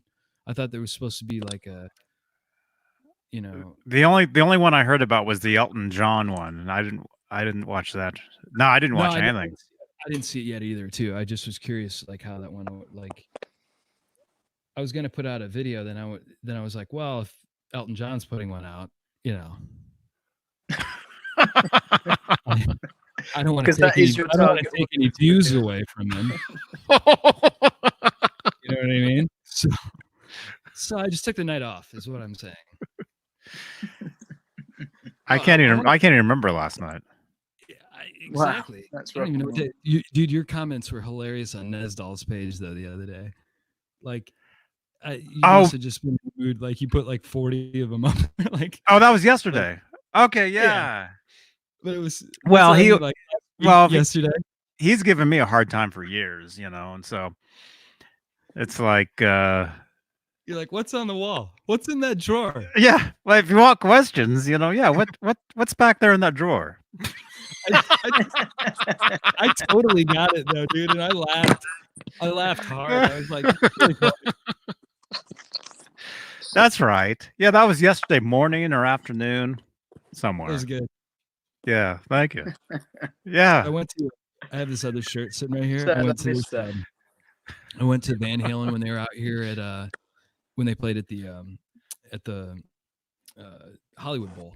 You know, the two great shows they put on out there a few years ago. Mhm. So I got this T-shirt in the parking lot, and I was so stoked about it. Went home, brought it home, and it has like a bullet hole in the nipple. You see what I'm saying? Like right there. Yeah, right on the nip, like straight through. Like I put it on. I didn't see it at first, of course, until I wore it. Right, wore it out. Right, straight on the nip. A bullet hole. Yeah, that's one of those parking lot shirts. Then you said, Yeah, right? I thought it was. I thought it was gonna be good. I didn't care. It was like you know we got gridlocked in the parking lot for like 8 hours anyway. You know what I mean? And I was like, give me one of those shirts. You know, like give me a hot dog. You're not going anywhere after if you stay until the very end of the show. You're not going anywhere for a while. Actually, I remember when they played out here. I saw them a couple shows, and actually, I uploaded the videos. They're on the channel here, but I have a video of them maybe ending the show, and then me like filming, and then walking up to the stage, and filming like the tech, like them like cleaning the place up. That's cool. I'll link that next to that I'd love subscribe to see icon. that. There'll be a video of that. That's fun. Yeah, I like those. See, I like that stuff, man. I like when things are shut down and you like. I made a video of us we played at the Whiskey. We opened up for. We had two cool shows at the Whiskey this year. We opened up for YNT, and then we opened up for Nita Strauss. And Okay, I remember that. Yeah, both shows I did behind the scenes at the Whiskey type of thing, you know, filming around, walking around, that sort of thing. Like I was trying to make, you know, some fun archives and it's really cool. I mean, like there's so much history there. You know what I mean? And like when you're, you know, I didn't have a plan. I just started filming, and as I was doing it, was, you know, I walked all up in the dressing rooms and everything and whatnot. And it was just, I don't know, it's cool. Like it was more for me. I just wanted to remember, you know, like instead of having to just go by that quick, you know, because you play the show, you're trying to focus, you know, and everybody's got their cell phones on you anyway, trying to catch you in a mistake on, you know, middle of On Fire or something like that. And, you know, like the best was for us that night, we opened up with Unchained and got to the ending of Unchained. And it's always a discrepancy for us, like, because I've seen Ed do several different things live on that part on the end, and he just kind of freestyles the end, and you do it like the record. But so something happened, we had to extend, you know, 2 bars into it or whatever, and so, you know, we just flubbed it right off the get-go. But it ended up being really cool though, like a really cool turnaround, you know. And that's the thing, like if you can take a mistake and flip it. I mean, I did some pass that was like awesome on the tail end of it, you know. And I've always got a million, just like you, Liquid, you know, Charlie, million Van Halen riffs in your bag of tricks you can pull out at any point in time, you know, and you just stick it in the right, you know, right slot, right, you know, and it can be really, really fun. But for those that are just waiting for you to hit everything exactly like the record, I mean, it doesn't seem that much fun. Like, no, I mean, I don't really learn anything note for note, or rarely. I prefer to do my own take on it. I mean, it needs to sound in the right ballpark, but not not identical. I have no interest in learning things identical because it doesn't really achieve anything, really. Right. Unless you're kind of trying to develop, you know, your chops and whatever, and you're just a certain technique might be new to you or whatever, and then it's kind of useful to have like a set thing to learn. But it's more fun to improvise with, you know, take something and then learn to improvise with it. That's really cool. I think I really enjoy doing that. So yeah, man. Yeah, same here. Yeah, and you know, obviously the stuff Eddie plays it's so signature to him, and to actually get it to sound like him really. When we can all play the same notes and sit there for hours trying to learn it, but Yeah, I you're don't never even actually do going to sound like him. the way he formulates the pentatonic sometimes and uses instead of a 1-3-4, he uses a 1-2-4, and like he's constantly doing that riff off of these fingers here, you know what I'm talking about, like where he drags like he's doing that there instead of. And for me, I use my pinky a lot when I play. A lot of guitar players don't use their pinky, and I don't understand, like I don't understand that. Like, just if you just develop the pinky, you have a really strong extra finger there, you know what I mean, as opposed to trying to make some of these unnecessary shifts. But you can see why, like, there are certain things that call for like the technique to change, you know what I mean, like that, I mean, the typical right in there, you know what I mean, versus now why would you use this as opposed to, you know what I'm saying, like, but the choice, you know what I mean, like, versus, yeah, you want to be able to do both. Yeah, like, and that's the thing of it for me is how much can I do all the riffs with every finger? You know what I mean? Or just, when I get bored with that, then I try, and then always trying to work on the stretch, your stretches and get, see how far you can, work those out, that sort of thing. But like, again, I mean, he's taught me everything I know about the instrument, it's very rarely that I take maybe Steve Vai a little bit. You guys get into Vai? I used to, yeah, about 10 years ago, I was really into it. Got a few kind of tapping ideas and whatever from it. And I liked his sort of slidey approach to the guitar. I like that idea. So I try and play a bit like that now. I mean, he's so eccentric, of course, but and I think the Eddie riffs resonate with me better. I mean, every single one, like just every single one of them, like I can isolate those, and I can't isolate Steve Vai's riffs. You know what I mean? You know what I mean? Like, you just kind of play like him, but you can play all of Eddie's riffs and separate them all. Like, I mean, at least I can. I mean, I feel like they're so definitive, you know what I mean, that sort of thing. But what was one I was just working on? She's the Woman. You got me into that one, Liquid. Me? Charlie. Did I? Why? Well, your video on that one got me inspired on that. Oh wow! I don't know. It was just a song I hadn't played very much. You know what I mean? And all of a sudden I was like, yeah, all right. You know what I'm saying? Like, you just got into it. Yeah, it's really cool to play. It is like it's like a slow "I'm the One." it absolutely is. In that first, like, like, I just love that, like the way he just grabs you with that first. Yeah, wah, really cool. Talk about using the wah. I mean, that's yeah, I love it when he uses the wah. It's awesome. But I just really expressive. Have you ever had? I got the EVH wah. Have you ever had that slip out of place before, and you have to readjust it to where the potentiometer I haven't got one. Oh, okay. I've got a mini, one of those Jim Dunlop mini wahs. Oh, you like those? They're cool, yeah. Well, I've got one. Yeah. Well, I've got a lot of pedals I don't like. Yeah, no, it's all right. It's just because it's small. It's kind of awkward to get your foot in the right place to use it properly. But I mean, it does for the amount I use it. I used it the other day on a video, but yeah, I don't. But I do enjoy it when you get to use one because you can really make it scream. I should probably do a bit more of it, but you have to make a video plugging another thing in, isn't it? Solely devoted to the mini wah. Yeah. Do the mini wah on the mini EVH. Yeah, and I'll do like a perspective with a little guitar. Seems like it's bigger than me. So I call this mini amp, right? I've got mini amp. I've got tiny amp. Okay.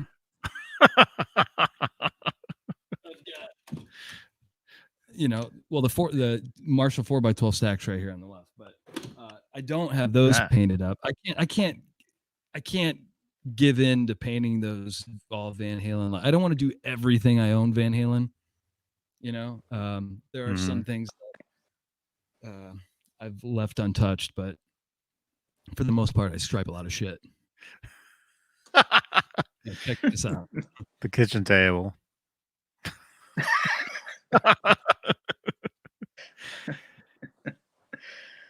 Amazing. Oh, look at that. Some more stripage. Right? There you go. They sell these now, right? I didn't even know that. Yeah. I made this before they even started. See, I even got some use on that bad boy. No, I suck at skateboarding. I'm terrible. But I made that. I made that because I had to. You know what I mean? It was like one of those things. Like I told Johnny earlier I was running and I found this pair of pants or the skirt that I made into a pair of pants. But I found that skateboard too. It was busted up. And so I took it home and I'm like, I'm going to make it into an EVH stuff. And so I spent no money on it, and just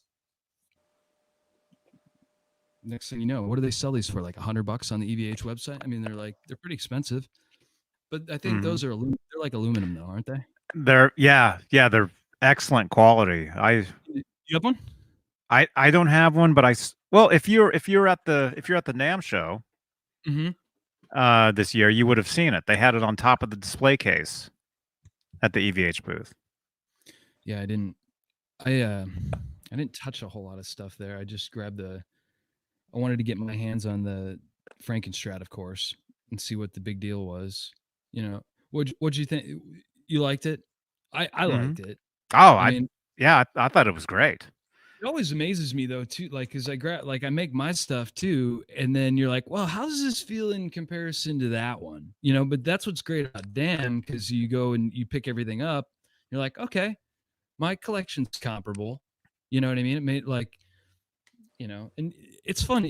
Like even the guitars that are there at NAMM too. Not everyone's perfect by any means. I mean, they've got everything in the sun there, man. So,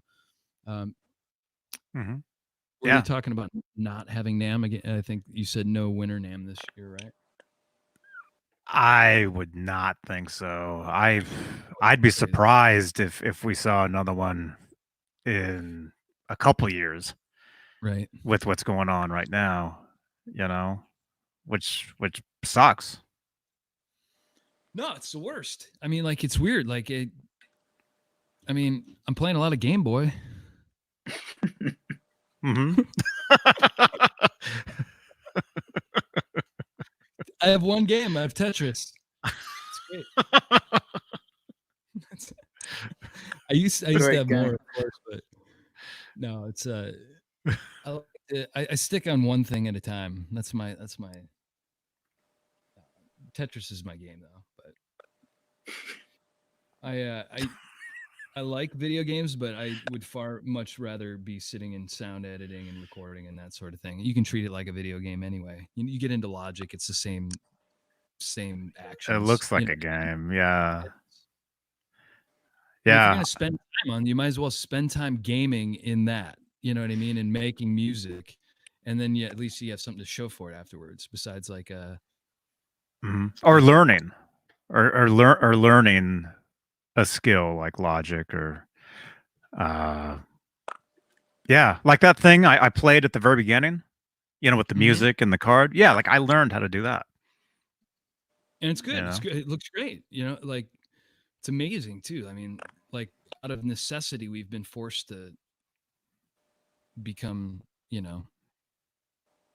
marketing gurus and production engineers and better producers, better recording techs, Oh, it's still doing that course, Johnny? If you can do it yourself, yeah. I'm actually starting tomorrow. Actually, I'm doing an online course on Logic. Oh no! Starting tomorrow, yeah. What time? I don't know. Should I stream it? I could actually stream. I don't think that's allowed. I'd like noonish somewhere. I'd watch it. Noon time. Actually, is that kind of beginner, or is it like next level sort of thing?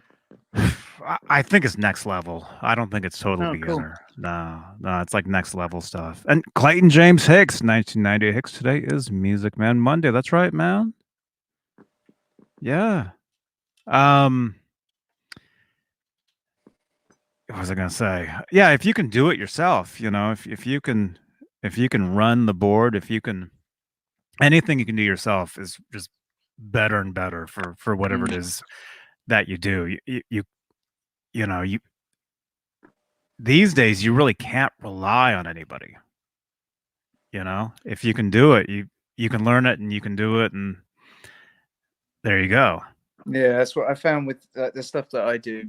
That I've been in bands and and done stuff with other people, but it's always that reliability thing when you spent hours getting a song together, and then it's like, right, you're going to come and record the vocals, and then you're let down, and it's like, right, okay. So I managed to find a way of being able to do everything myself, and just sort of developed those skills over the last few years, really, like the recording and the videos and all of that side of it. So I can just get up and just get straight on with whatever I want to do. There's no stopping it, sort of thing, which is great. Yeah, it doesn't take much to pull the wind out of the sails too, you know what I mean? Like, so when you're by yourself too and you get on that roll, you just keep fueling you yourself. Just keep going. Yeah, it's great.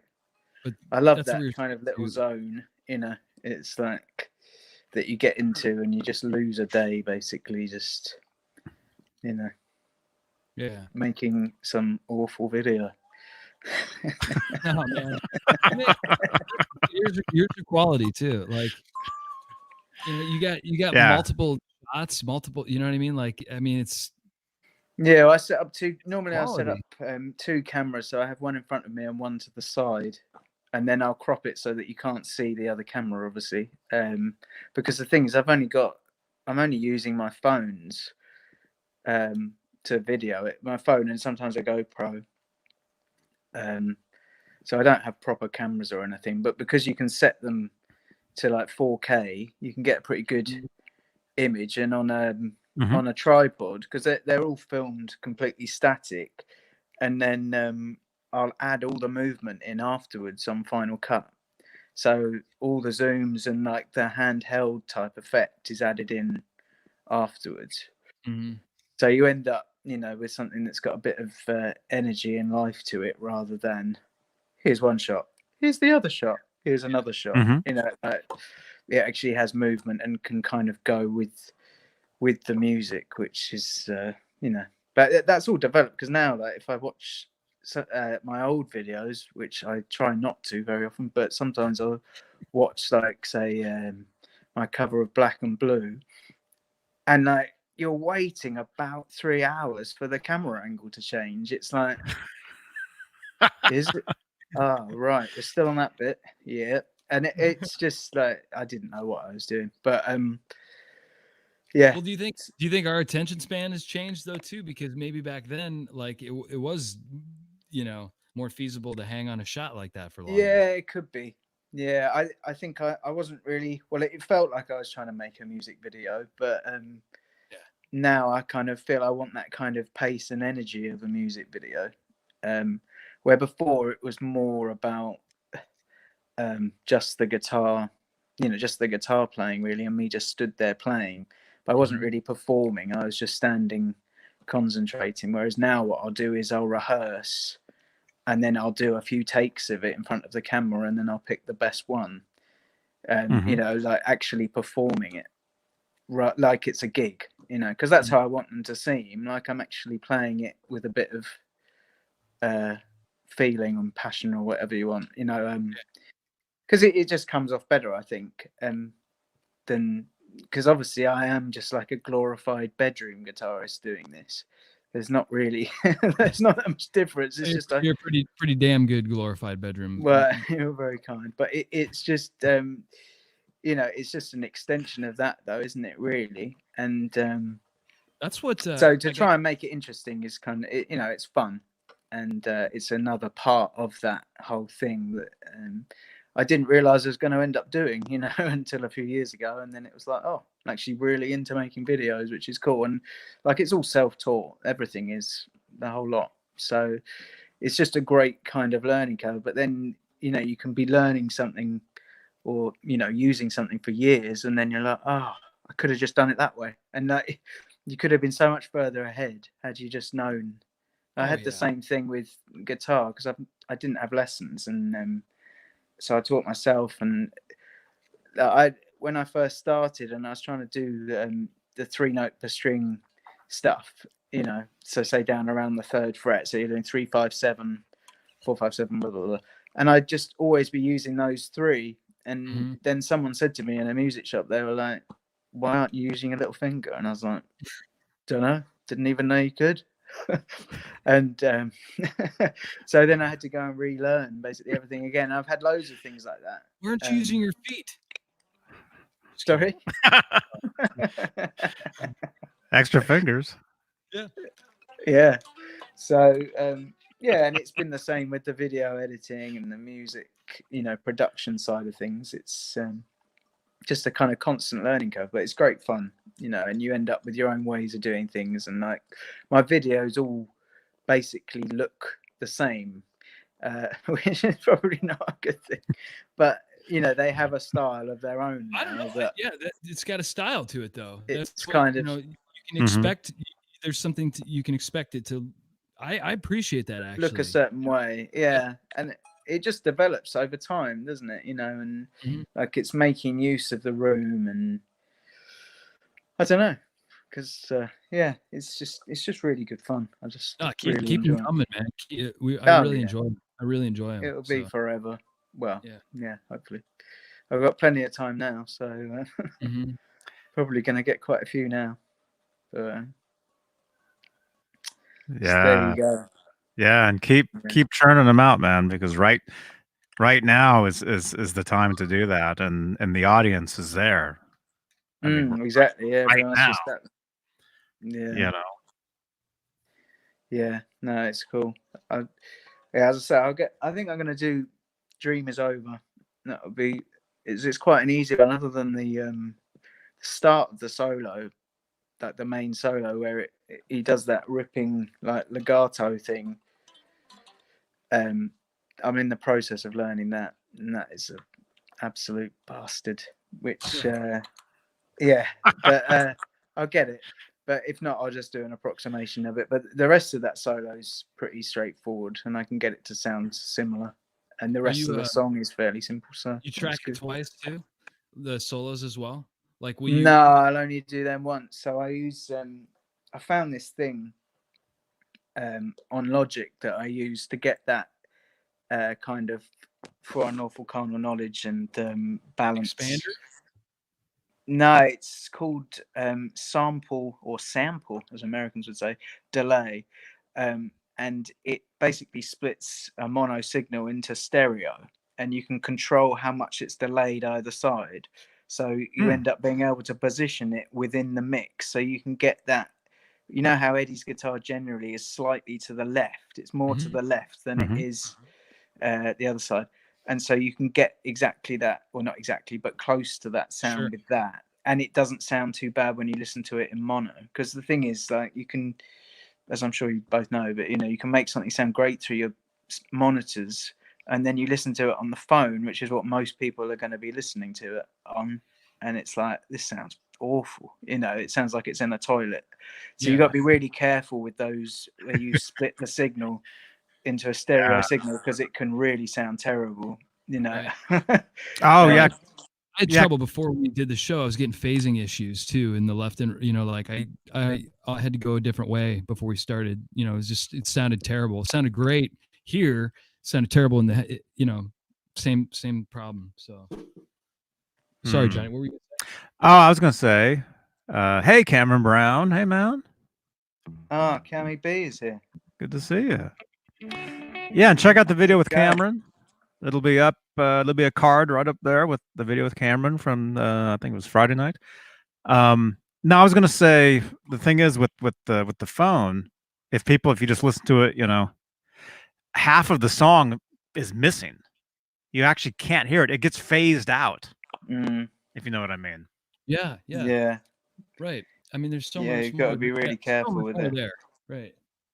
And You ever- you know, like reverbs as well. It can sound fine on your monitors, and then you put it through the phone, and it's like, oh my god, it's like Yeah. so much. So, because I like to put quite a bit of reverb on the snare, but like every time I'll do a mix, and then I'll send the video or whatever once I've added the audio, send the video to my phone. I'm like, oh my god, that snare, and that's a really deep snare. But that, yeah, I used the XR18 on the Behringer XR18. They have a gated reverb setting on there already for, you know, it takes care of all that too. Like it's amazing for the snare and kick drum. really, Yeah, it's, you know, and you can find that in Logic too, of course, you know, and, or Mm. just create your own gated reverb, you know, or whatever. But I know what you mean though. You have like a 12-second delay, 12-second like trail off. yeah. Yeah, I mean, we've all done that and experimented with and thought it sounded cool for a minute, and then Yeah. but, Yeah, it's all trial and error. But I've been trying it because my old videos, I'd do a take. I'd do like I'd record a take in of the thing, pretty much exactly how I'd want it, and then I'd do the video and try and record. Basically, for the video, I'm recording a double of that take, and I will use that and then use the other one as a kind of thickener, and I'd have them split either side, but the main one kind of sitting here, you know. And I've been trying to get rid of that, you know, because sometimes you can end up triple tracking stuff and whatever just to make it sound big. And anyway, and now since I've found that thing, you know, that splits the signal and all that, I'm pretty much just using just one guitar. I just recording guitar, bass, and drums, and that's it. And then for the lead guitar, I will do kind of the reverse settings of the rhythm guitar. So the lead guitar is positioned over here, and that has that spread as well, but you still get the kind of split between the two. So yeah, it's quite, I've only really recently discovered all that, but I think it's going to work. I'll keep tweaking it till it actually sounds good. oh, it's fantastic. Yeah. But it's nice to kind of get that sound. But thing is, I have no use for it at home. You know, just for playing, I don't need it to sound like that. But for recording, it's really cool to, you know, be able to try and get that sound, because I'm always kind of chasing the Balance album tone, as I'm sure Johnny knows. Anyway, That's my favorite too. Obsessed with that, and it just sounds amazing, you know. And like you listen to Amsterdam, and it sounds like it's triple tracked, but I think there is the occasional guitar that does come in that's a double, but most of that is just one guitar, and it just sounds. Yeah, that was the seller for me, Amsterdam. That tune in Theorem. Ethereum. Yeah. Yeah, it's awesome. I absolutely love it. Like, I'm not bothered about the vocals. I don't, you know, I enjoy it. I enjoy the songs, but ultimately it's the riffs, the tone, the melodic solos, the kind of ambient parts. It's just, that's the one for me. I just think it sounds great. And I've always wished that there was a whole album's worth of Can't Get This Stuff No More and Miwai's Magic, like an album of that time, because those two songs are amazing, you know. And if we'd had an album then, that would have been great. Yeah, I can't wait to hear the Miwai's Magic. That'll be fun. Yeah, actually, like that chorus really lends itself to the guitar. It sounds really nice as a melody, I mean. So yeah, I'm quite excited about doing that, but not excited enough to finish it. But yeah, but I think I've learned. Well, I did it about 6 months ago, but I learned like half of the song. I've just got to learn the bridge section and the solo, and I'm going to have to use my. Do you remember the Pandora's box? The blue little effects processor, mini ones, like portable ones. Do you remember them? Not quite. No. Who made it? Toneworks or Korg or someone like that. Oh. They made a little portable thing that you could plug headphones in, and it was called a Pandora's box or something like that. Oh. And anyway, that has got the talk box thing on it as an effect, and it actually sounds really good. Like, cool, dude. It's a shit bit of kit generally, but it does that really well. So I'll be using that for the solo. Or is that? No, that isn't the one. Is it? I'm thinking you can't get this stuff no more. Whoa, whoa, whoa, whoa! That one, right? Yeah, that's the one. I just do the mouth. I just mouth it. Yeah, that's can't get this stuff no more. Whoa, whoa. Yeah. So I won't be using that. Forget it. That's a different one. I know what you mean. I know exactly what you mean, though. Yeah, I get them muddled up. Obviously, I don't know anything, but they're the same song because they got released at like the sort of the same-ish time. They're the same song, right? Well, exactly the same time. Yeah. So Anyway, but I'm quite looking forward to that. But I've got to get round like the intro because he uses the trans trem on it. And so I was going to ask you, how do you do that? Well, I can kind of tremolo bar my way around that bit, but that intro,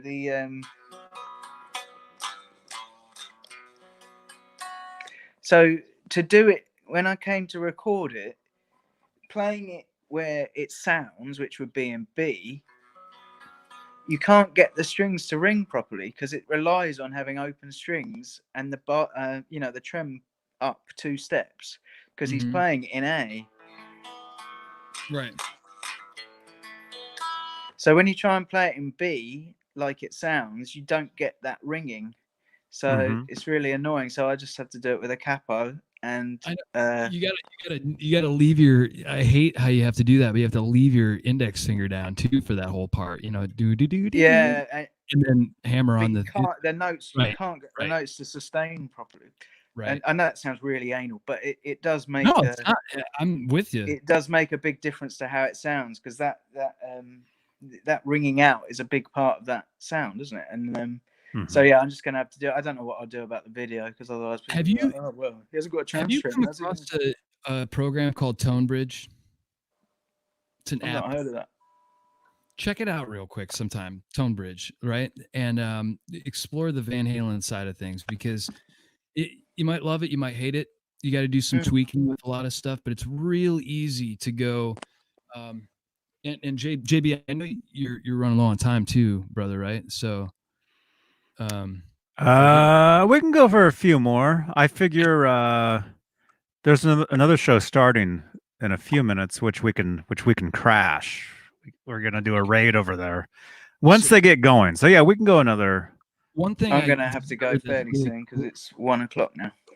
USB to 1/4-inch cable, right? They don't. You can't find them like they're not really. I can't. I got it off of an Xbox, right?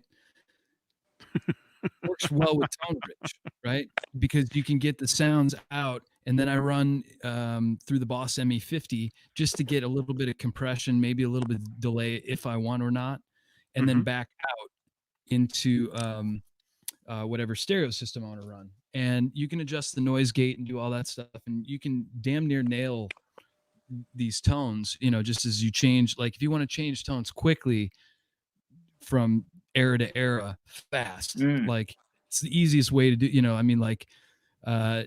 example, Drop Dead Leg, like the way Drop Dead Legs sounds in the beginning versus like a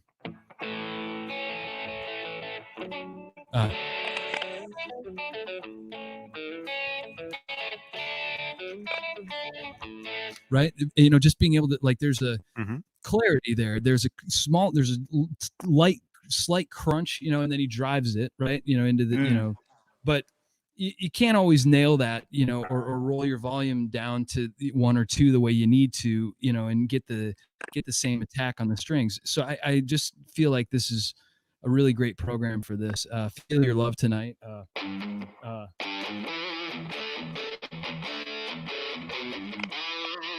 Just goes to more of a you get that, like, it's not a reverb like I would necessarily pick right off the, like it's not, but the way it cuts through with the rest of the band sometimes too is perfect, like for a tune like that. Or they've even got, I've had to make adjustments on all these, but like Cathedral,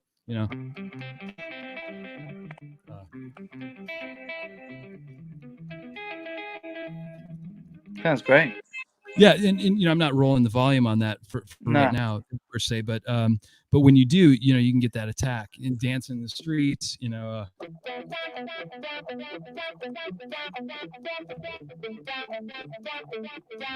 That's a real tough one for people, like, because how are you going to make that live, you know, and still, you know, get enough of that going so that the listener's like, oh yeah, okay, like, and you just get like, you really got Me Too. They've got here. It's not even that. It's just, you know, there's a little bit of a, you know, when you go stereo, like we were talking about there, left and right, you can really hear that split different. I mean, it's just, the sound is so big, you know. Mean Street difference, but the way they roll off the reverb on these and stuff like that too, and you can't do it fast enough live when you're, you know, you want to, but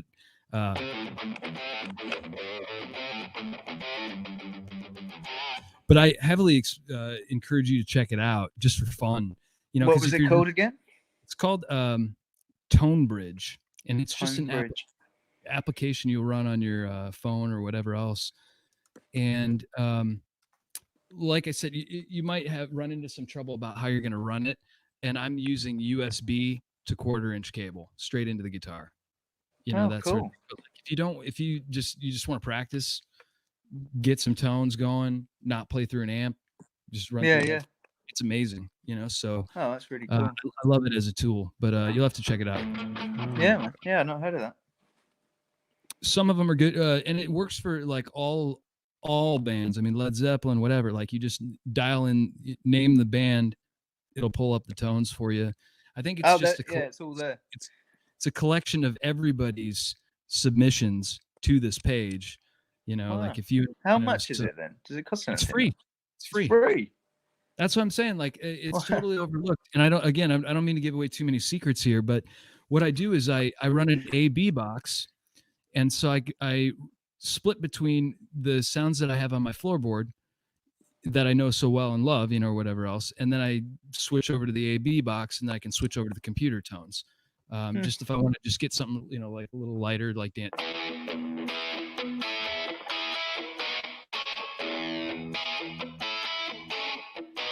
You know, I mean, it's not like Dance the Night Away is not all that heavy. You know what I mean? Versus, no. It's not always. I'm the one that has a little bit more of a. There's obviously more.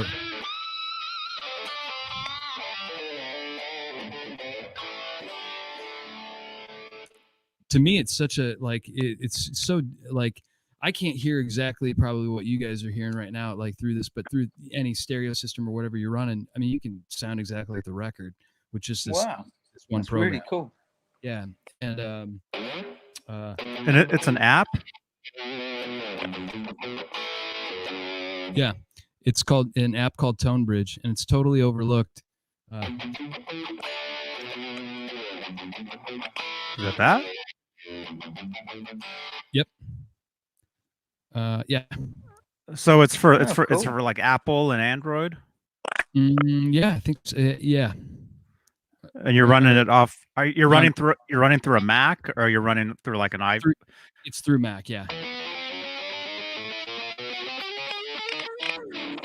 Okay.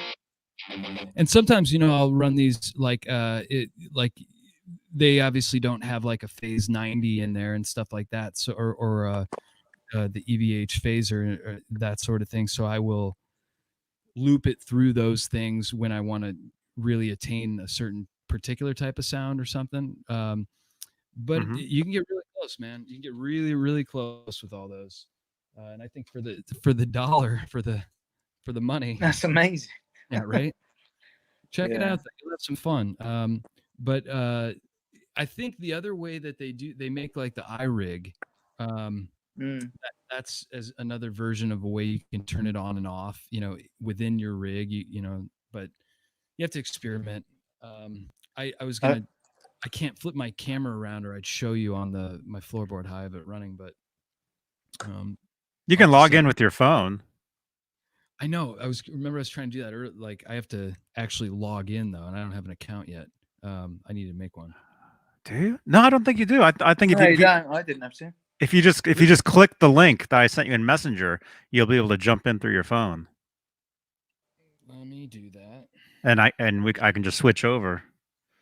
And yeah, the tone bridge thing, that does sound kind of like the iRig kind of thing, because I've got some of that stuff on my iPad that I kind of think you used. really enjoy it too, like for just not even Van Halen. Like if you want to just cover Pearl Jam and you're like, I want to sound like Alive or Animal or something like that. Just whatever like that. It's got everything. And I don't know. I should work for those guys. Yeah.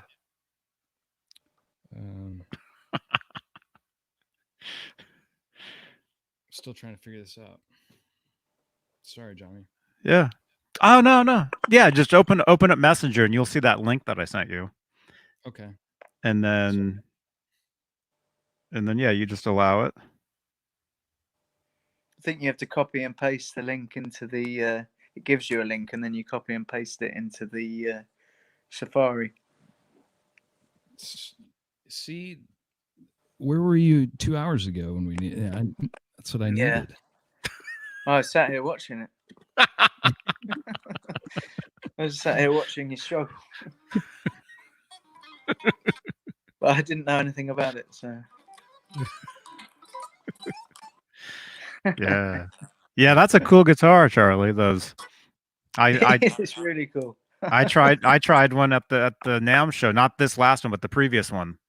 Oh, did you? I was at their booth and trying them out. Yeah. Oh, sweet. Yeah, really cool. Like, and it sounds really good. Like it does sound thinner than my other guitars, but it doesn't sound bad for it. It kind of gives it more clarity almost. So yeah, I'm really enjoying it. And like the whole 24 fret thing is great. It's like, although it shouldn't be, but it is. It's a real novelty to me at the moment. So it's just an extra mile, and it's got all that room there. So you can easily get in there. That's why in the video I did put this guitar, I did one of those like Van Halen type. I don't suppose you can hear that. That's really quiet.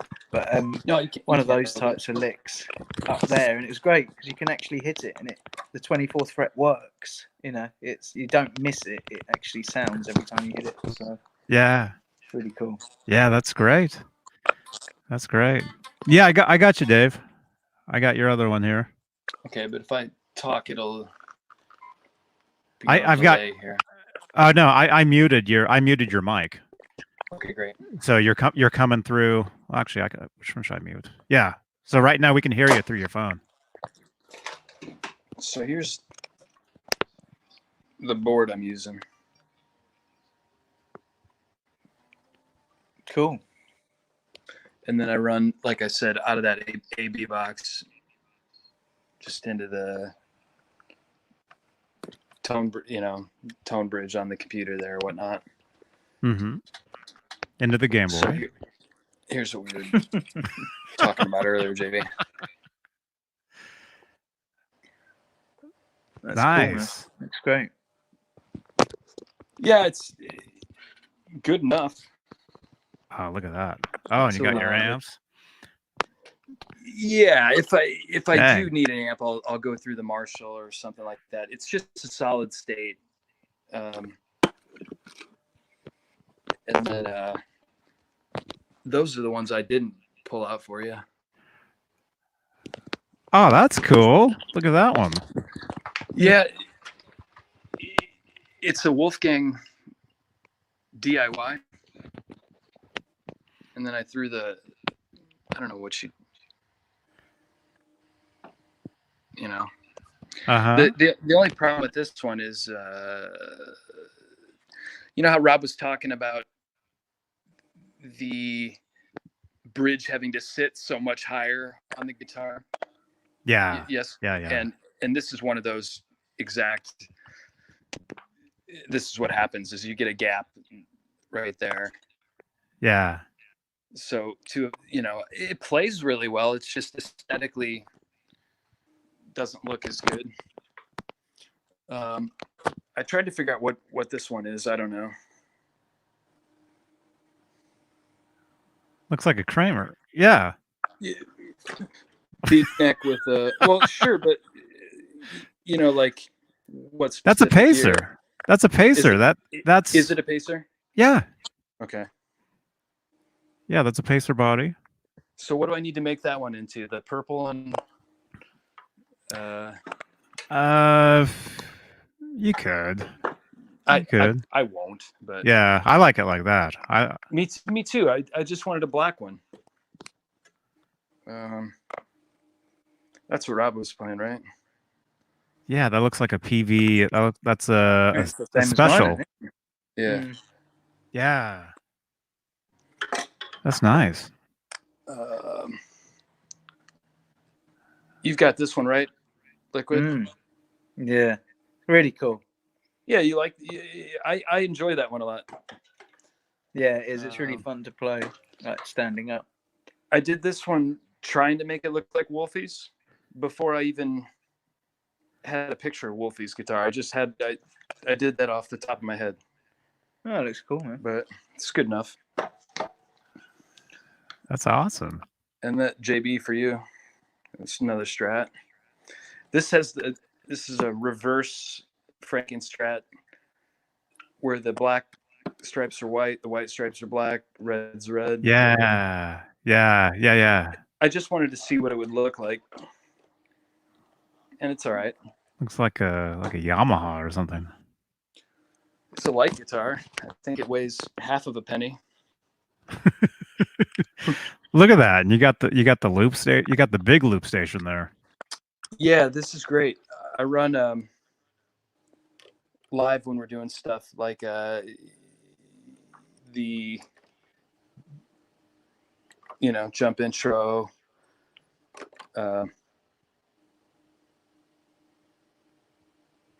horns. It certainly helps paint the picture for these tunes. Mm-hmm. Oh, that's awesome. Right? This one's awesome. best. And the drill. So I will. Do you mimic? Do you mime the drill part, or you just play? Yeah. Totally. Or I'll turn around or something like that, and just do it real fast. I also used to do it where I would drop the drill sound right before like Panama would be like, so that last little part, where you're like.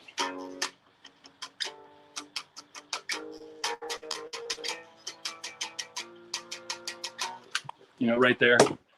Mm-hmm. And then instead of doing the, whatever, just drop the drill sound and then come right back into it. It works. That's cool.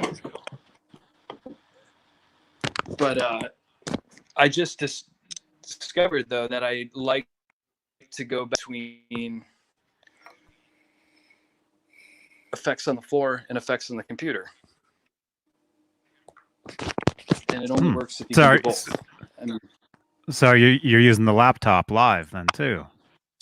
Yeah, depending on the venue itself. Like, here, I'll switch you back over real quick. How much gear we can bring out? Yeah, I'll get off this. Oh, hey. Better? There we go. That's awesome. That's something I always wanted to do, and I kind of did here and there, where you have all that gear, on stage, and you really have to know what you're doing. You really have to practice what it is for each song or whatever. Yeah, I think I just got bored after, like, again, like we were saying, you play Ain't Talking About Love 600 times, and then you want to kind of explore some new realm.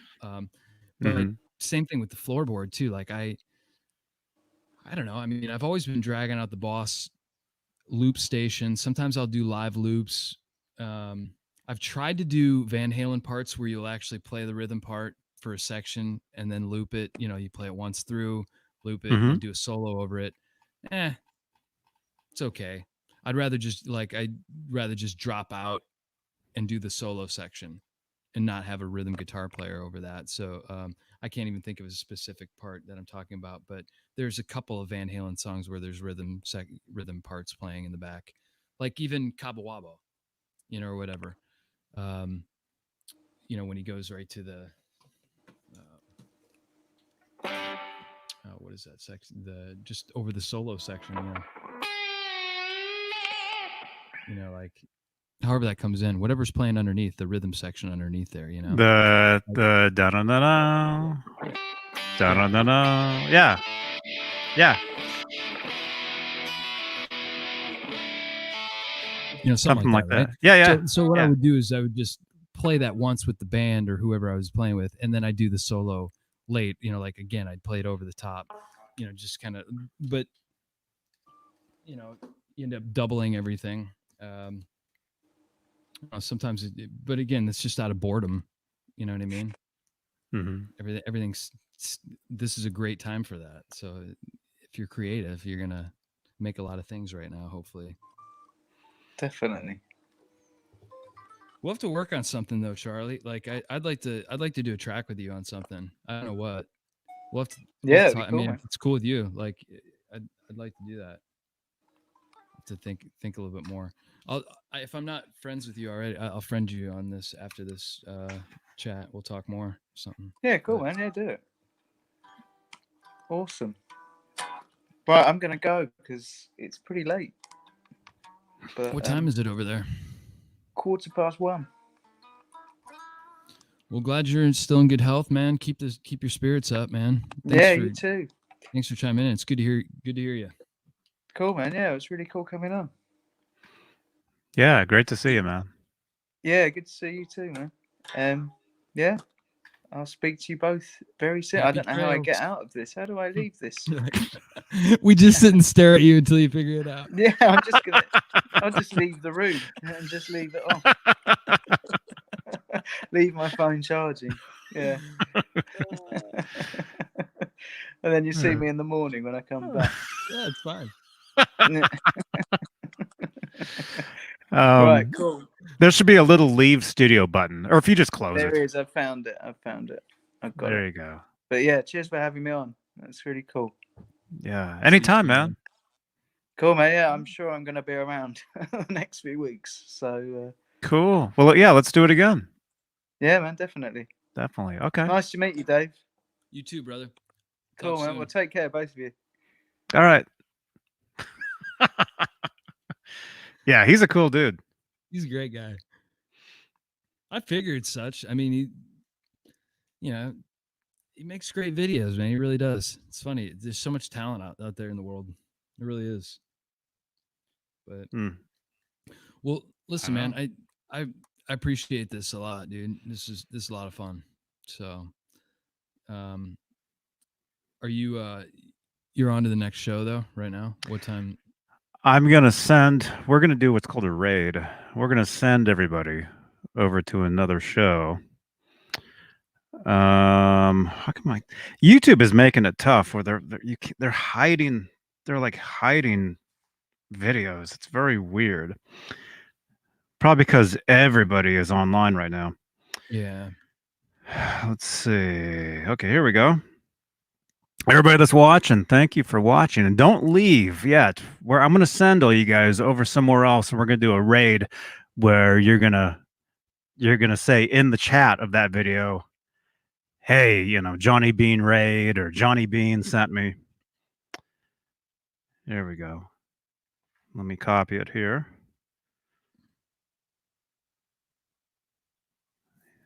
Make sure that's right. FLO.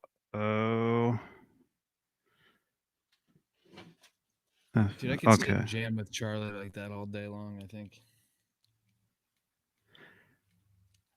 Yeah, he's great. He's great. Okay, do you guys see that? That's the right video, right? Make sure we play it. So, do I get out of this here? Should I get out of this and then go to the other one, or what? Yeah, you can. Well, not yet though. Okay, that's the right video. Everybody, click on that video.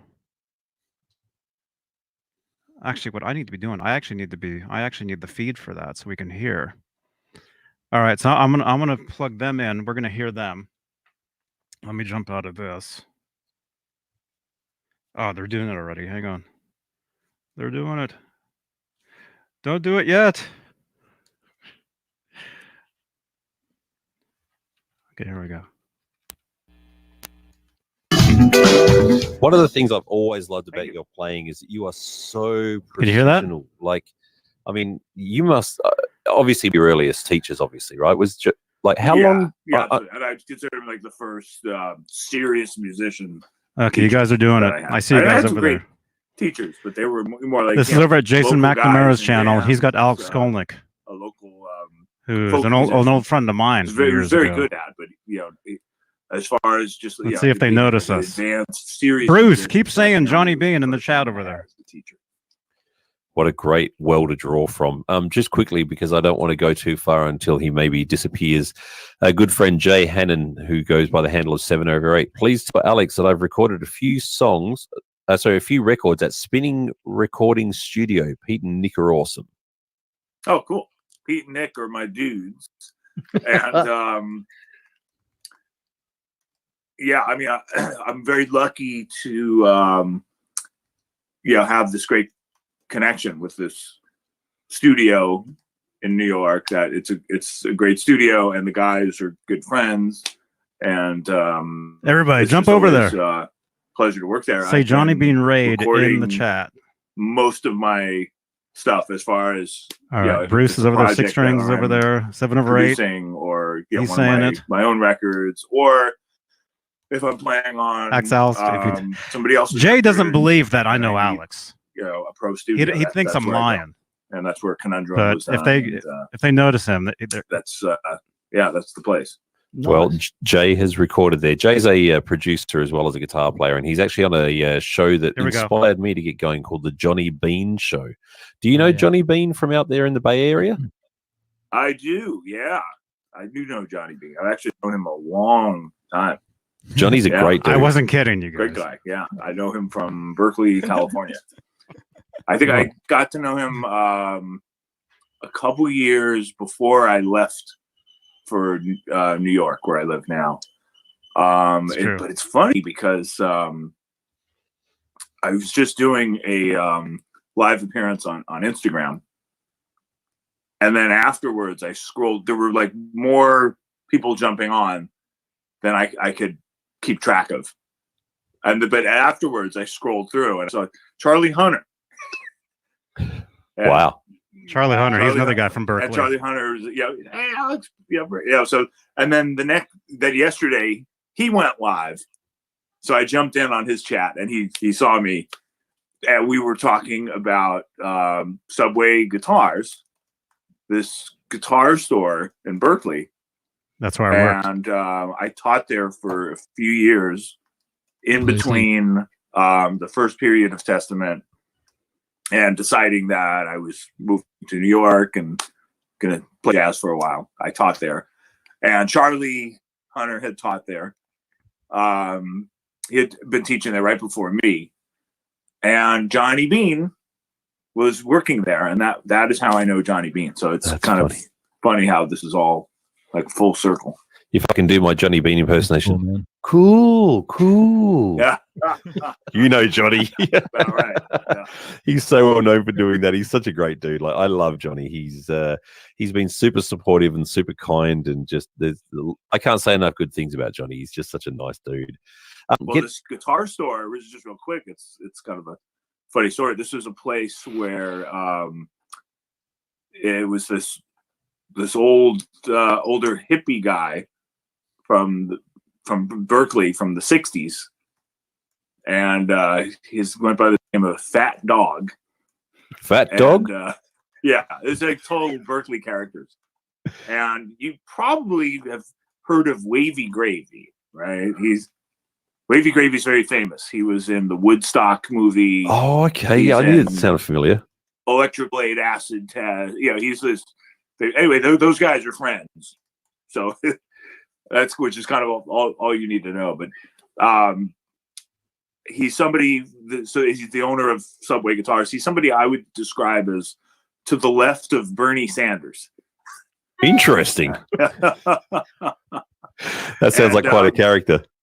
Yeah, and most of this guitar store, he didn't sell guitars like this, you know, like a classic Gibson or that's these the store that I worked at. I have at the time. Yeah, I have Gibsons, ESPs, some Fenders. Yeah, everybody, jump over there, you guys. Jump over. Guitars made from parts. Say Johnny Beane sent me. Wow. And some of them were wild, and somehow he had gotten like the leftover stock from Hagstrom Dan Electro when they went out of business. Okay. So he had a warehouse full of necks and would put these guitars together, and they played like, you know, the original ones. And I still have a couple of them. That's cool. And they're pretty cool. It's funny. I didn't realize they'd stand the test of time like that. But that's cool. Oh, absolutely. And it's so funny because that period of time, like it's kind of like the early to mid 90s, is sort of this weird period for me because I was just in between very different stages in my career. Here we go. Here we go. There's Johnny Beane right now. Johnny, come and jump on the show. He was. That's awesome. That dog lives. Okay, good. I'm glad he came out. Johnny, get your headphones on and come and jump in the show, mate. Come and say hello to Alex on air. That'd be great. I'd love to.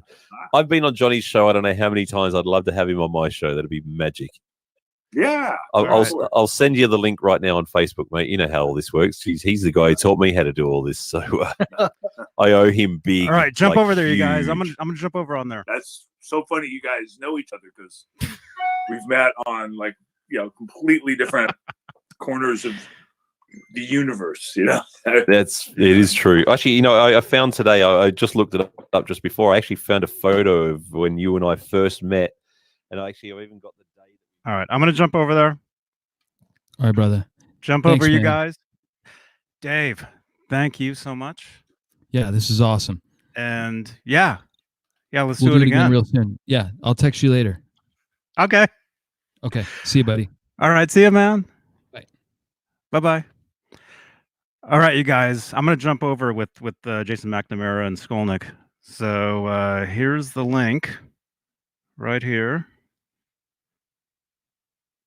This is my video, right? There it is. Click that link, you guys. I'll see you guys over there in a couple minutes. Johnny Beane TV. Bye.